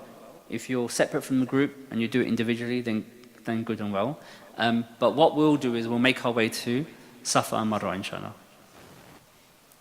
Now, again, when you're going to do Safa and Marwa, you'll get to a position where you'll go, and what we did last time, and we might do this again, is you have to give salam to the Hajar Aswad again before you start your sa'i. We can do that in 2 ways. One way is to do it when you're still in the Kaaba area, Or you make your way up to Safa and Marwa, and then from there you direct your hands again to the black stone and give salam, kiss the black stone, and then you start your, what we call your sa'i. Yeah. When you do your sa'i, you go, it's seven rounds, but when you start at Safa to Marwa, that's round 1, then round 2, round 3. So you end up finishing on the other side. Yeah. Each time you complete a round, you go to as far as you can up to the top of the hill, and you'll spend some time making dua, and then you start the round again. Now, oh sorry. We mentioned going around the Kaaba. Just mention and clarify that if you come across, go close to the Kaaba and there's perfumes on, etc. So make that informed. Inshallah. That's a very good point. I'll come to that inshallah. So when you're doing your sa'i, Safa, Marwa, as you're going, there will be some green lights, 2 sets of green lights. When you come to those green lights, for men, you effectively run or jog for that period. That's to show what our mother Sayyidina Hajar alayhi salam did when Ismail alayhi salam didn't have water. And then you carry on, and then likewise when you come back, there'll be another set of green lights, and you run for that short period.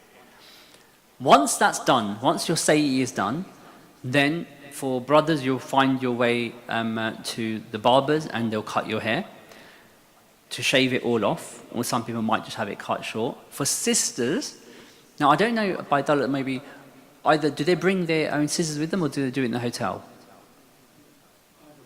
Either way, okay. For sisters, you then cut a fingertip worth of hair from your hair.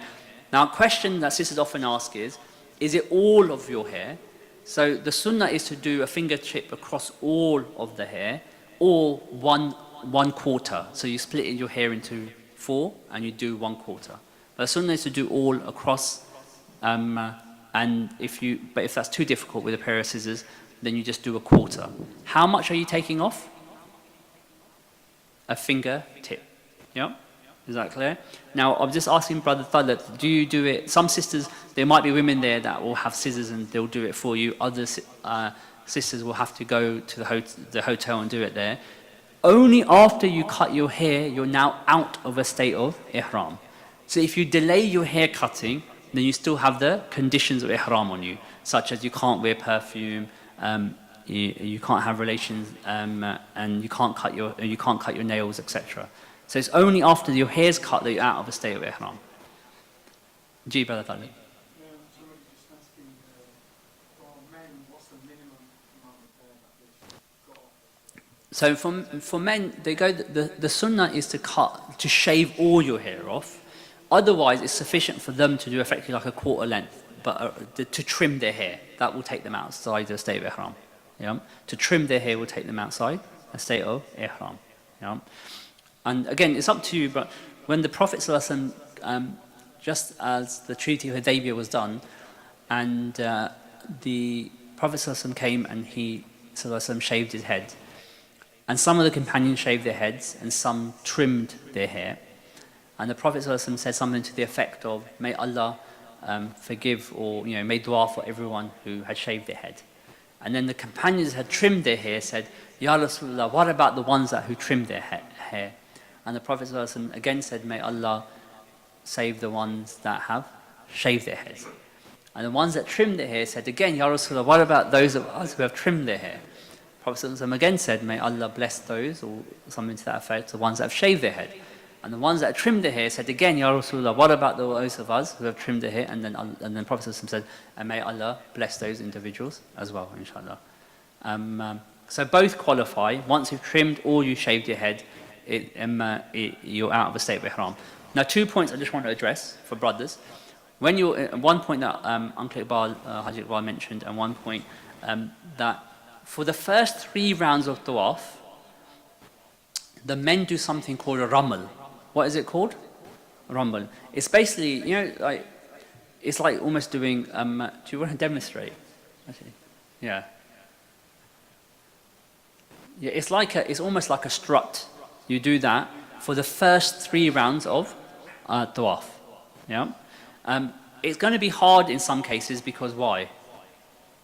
there's lots and lots of people. So you do it as kind of thing. And you also have to strut your shoulders a bit like, you know, I see some people up north, they walk a bit like that as well.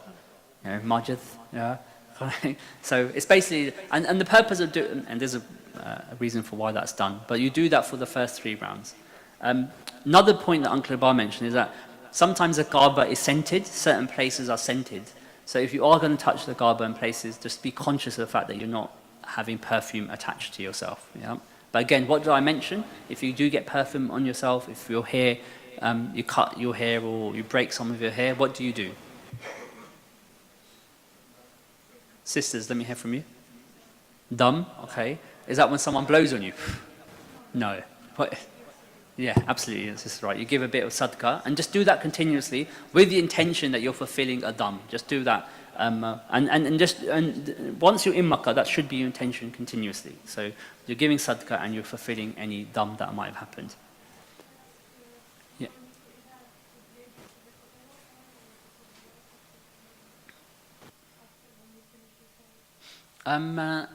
That's actually a good question.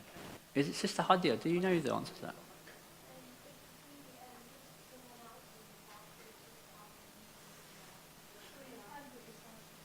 Okay.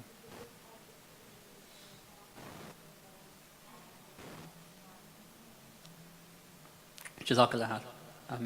Sorry, sister, so for Sister Hadia, if you don't mind just raising your hand so the sisters can see who you are.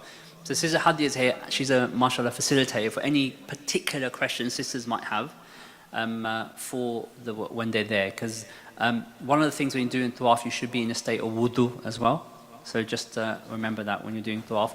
And when you do nawafil tawaf as well, you can also be in a state of wudu. Or you need to be in a state of wudu. But if there's any sister-specific questions, Sister Hadia is there, inshallah, for you to ask. Any other questions from anyone? How complicated... Oh, yes, just at the back. Yes. Yeah. But again, if you can't wash it off immediately, that's not a problem. But you're going to have water everywhere you go. You'll have Zamzam water that you can kind of run over it and things like that. Yeah. But all you do is you give yourself a dam, i.e. you pray some sort of sadaqah as a violation for that. Question. Is Umrah complicated? No. Who said it? Did anyone say yes? Okay, we can conclude now, yeah? Yeah, inshallah. Do you want to mention? Yes, sister. No, I'm not sure that there is. If there is, I'll mention it on the group. But actually, normally they say just give a bit continuously.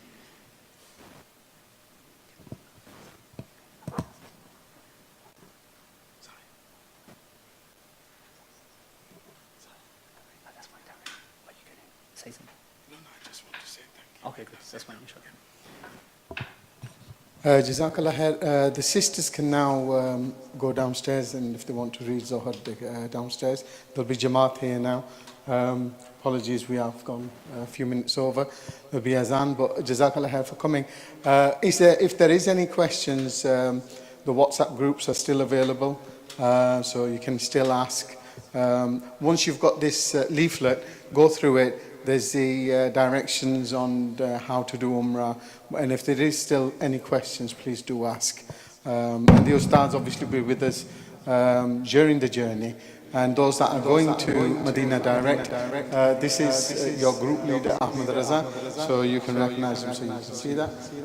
We'll have the Azan. So if sisters want to go downstairs, and then Sister Hadia is available, obviously, to answer any questions if necessary. Brothers want to ask anything afterwards, we are still here just after Zohar, inshallah. Jazakallah.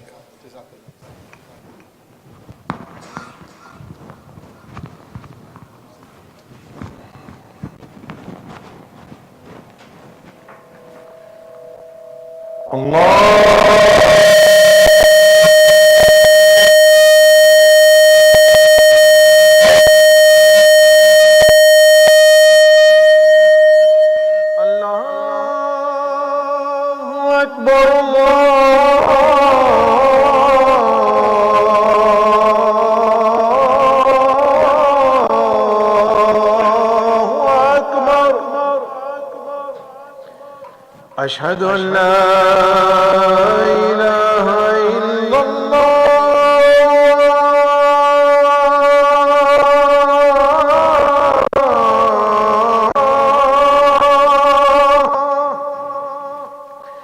أشهد أن لا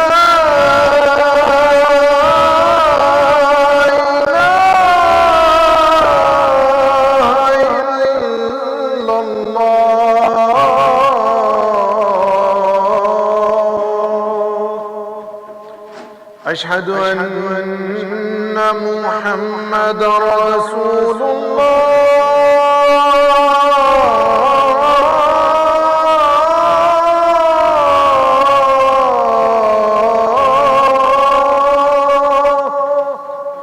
أشهد أن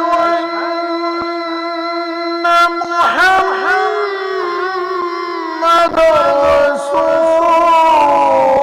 رسول الله حي على الصلاة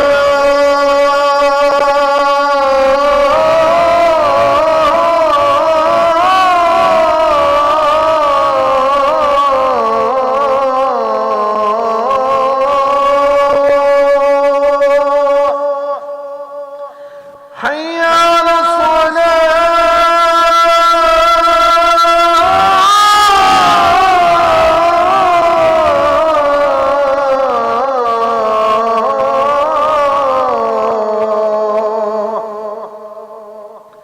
حي على الفلاح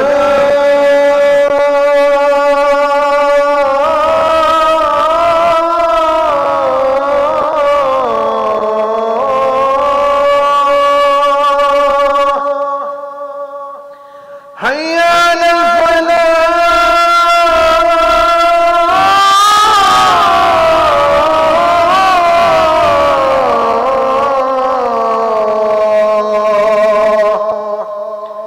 الله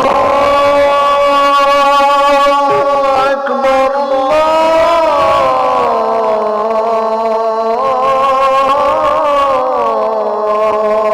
الله أكبر لا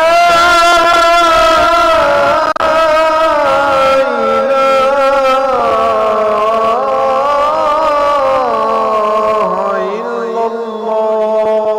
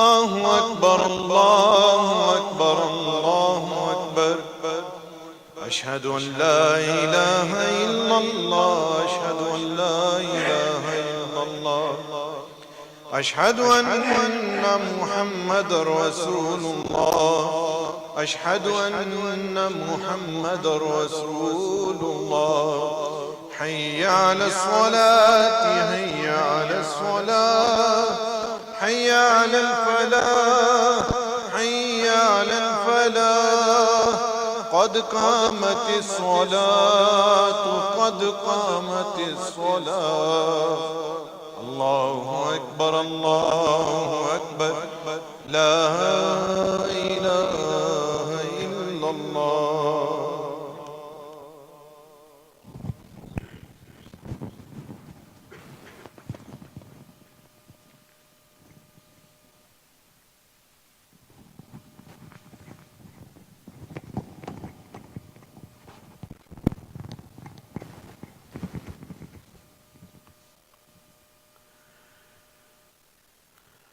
الله أكبر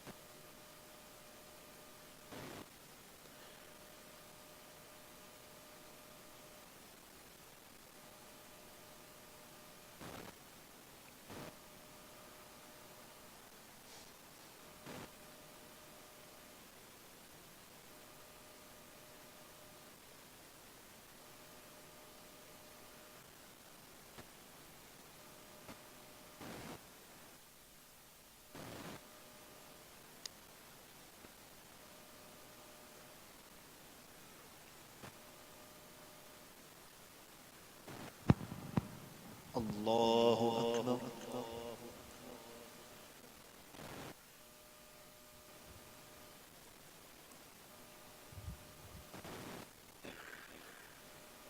سمع الله لمن حمده الله أكبر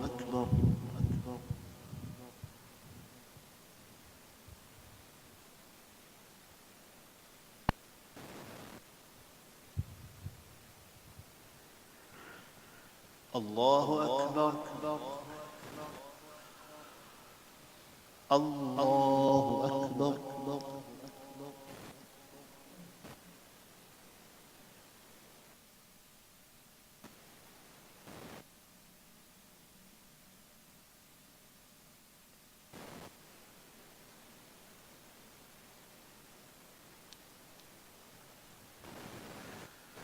الله أكبر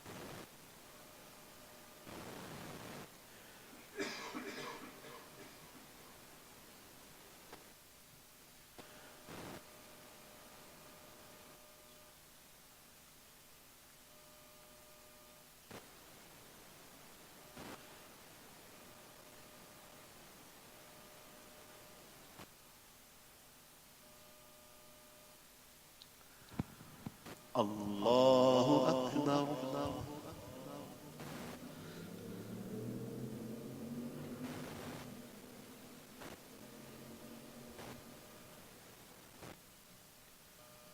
سمع الله لمن حمده الله أكبر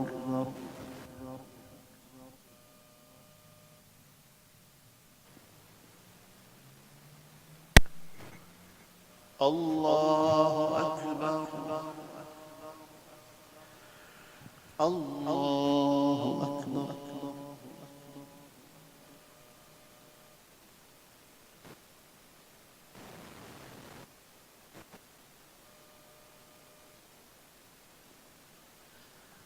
الله أكبر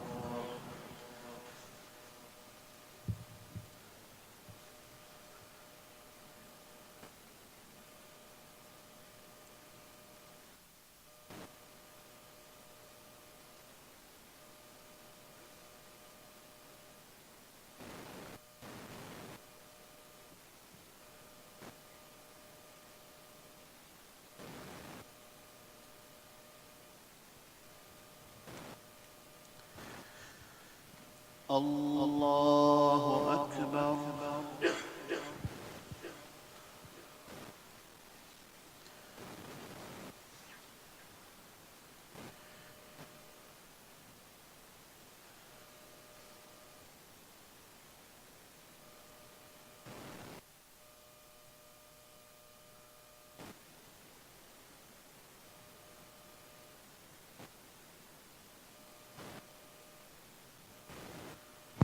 الله أكبر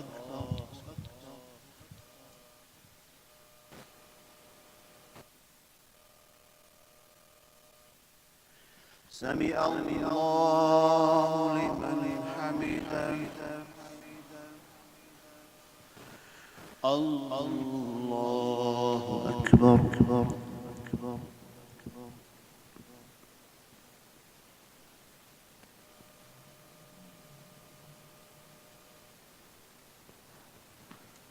الله أكبر الله أكبر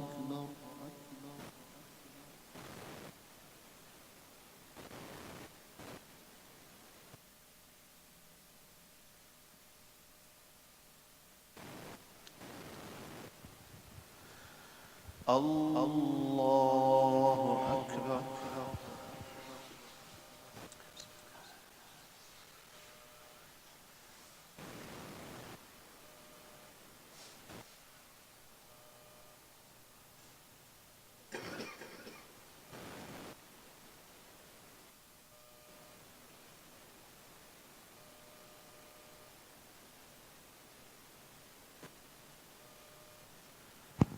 الله أكبر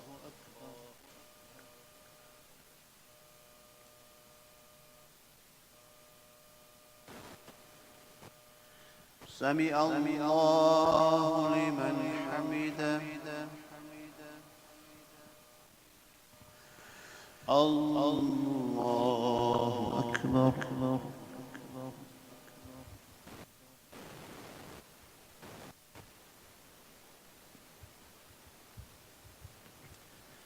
الله أكبر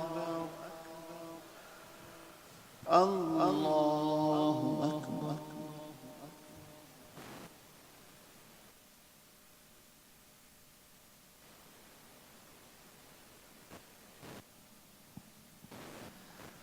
الله أكبر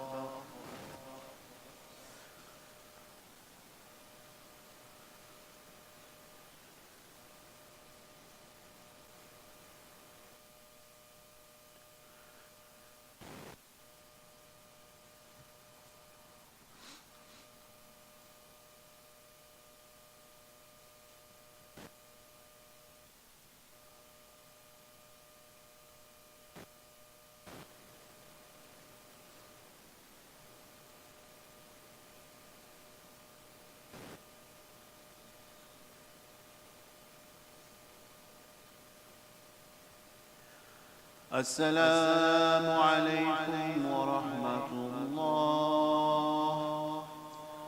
السلام عليكم ورحمة الله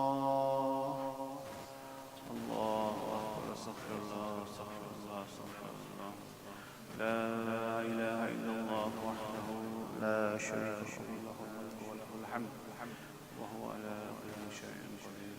اللهم لا مانع لما أعطيت ولا معطي لما منعت ولا ينفع ذا الجد منك الجد. اللهم انت السلام وانت السلام لا حول ولا قوة إلا بالله. لا إله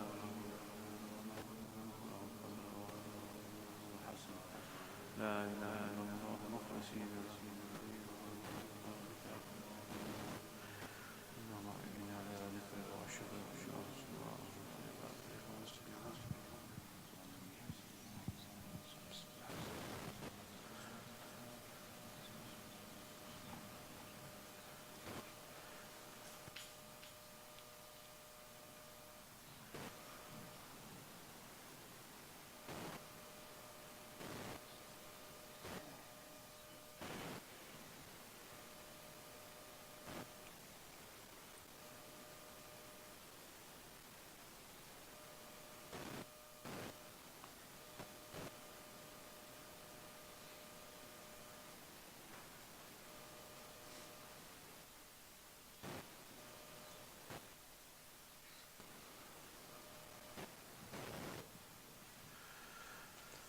اللهم صل على سيدنا محمد وعلى آل سيدنا محمد وبارك وسلم. ربنا آتنا في الدنيا حسنة وفي الآخرة حسنة وقنا عذاب النار وعذاب القبر وعذاب الحشر وعذاب الميزان. سبحان ربك رب العزة عما يصفون وسلام على المرسلين والحمد لله رب العالمين.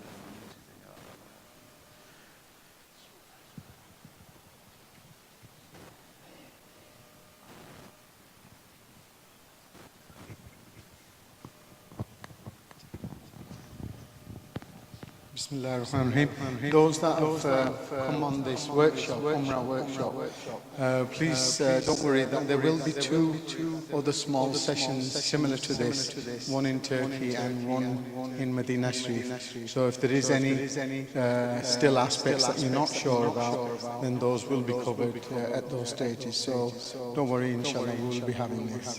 Jazakallah.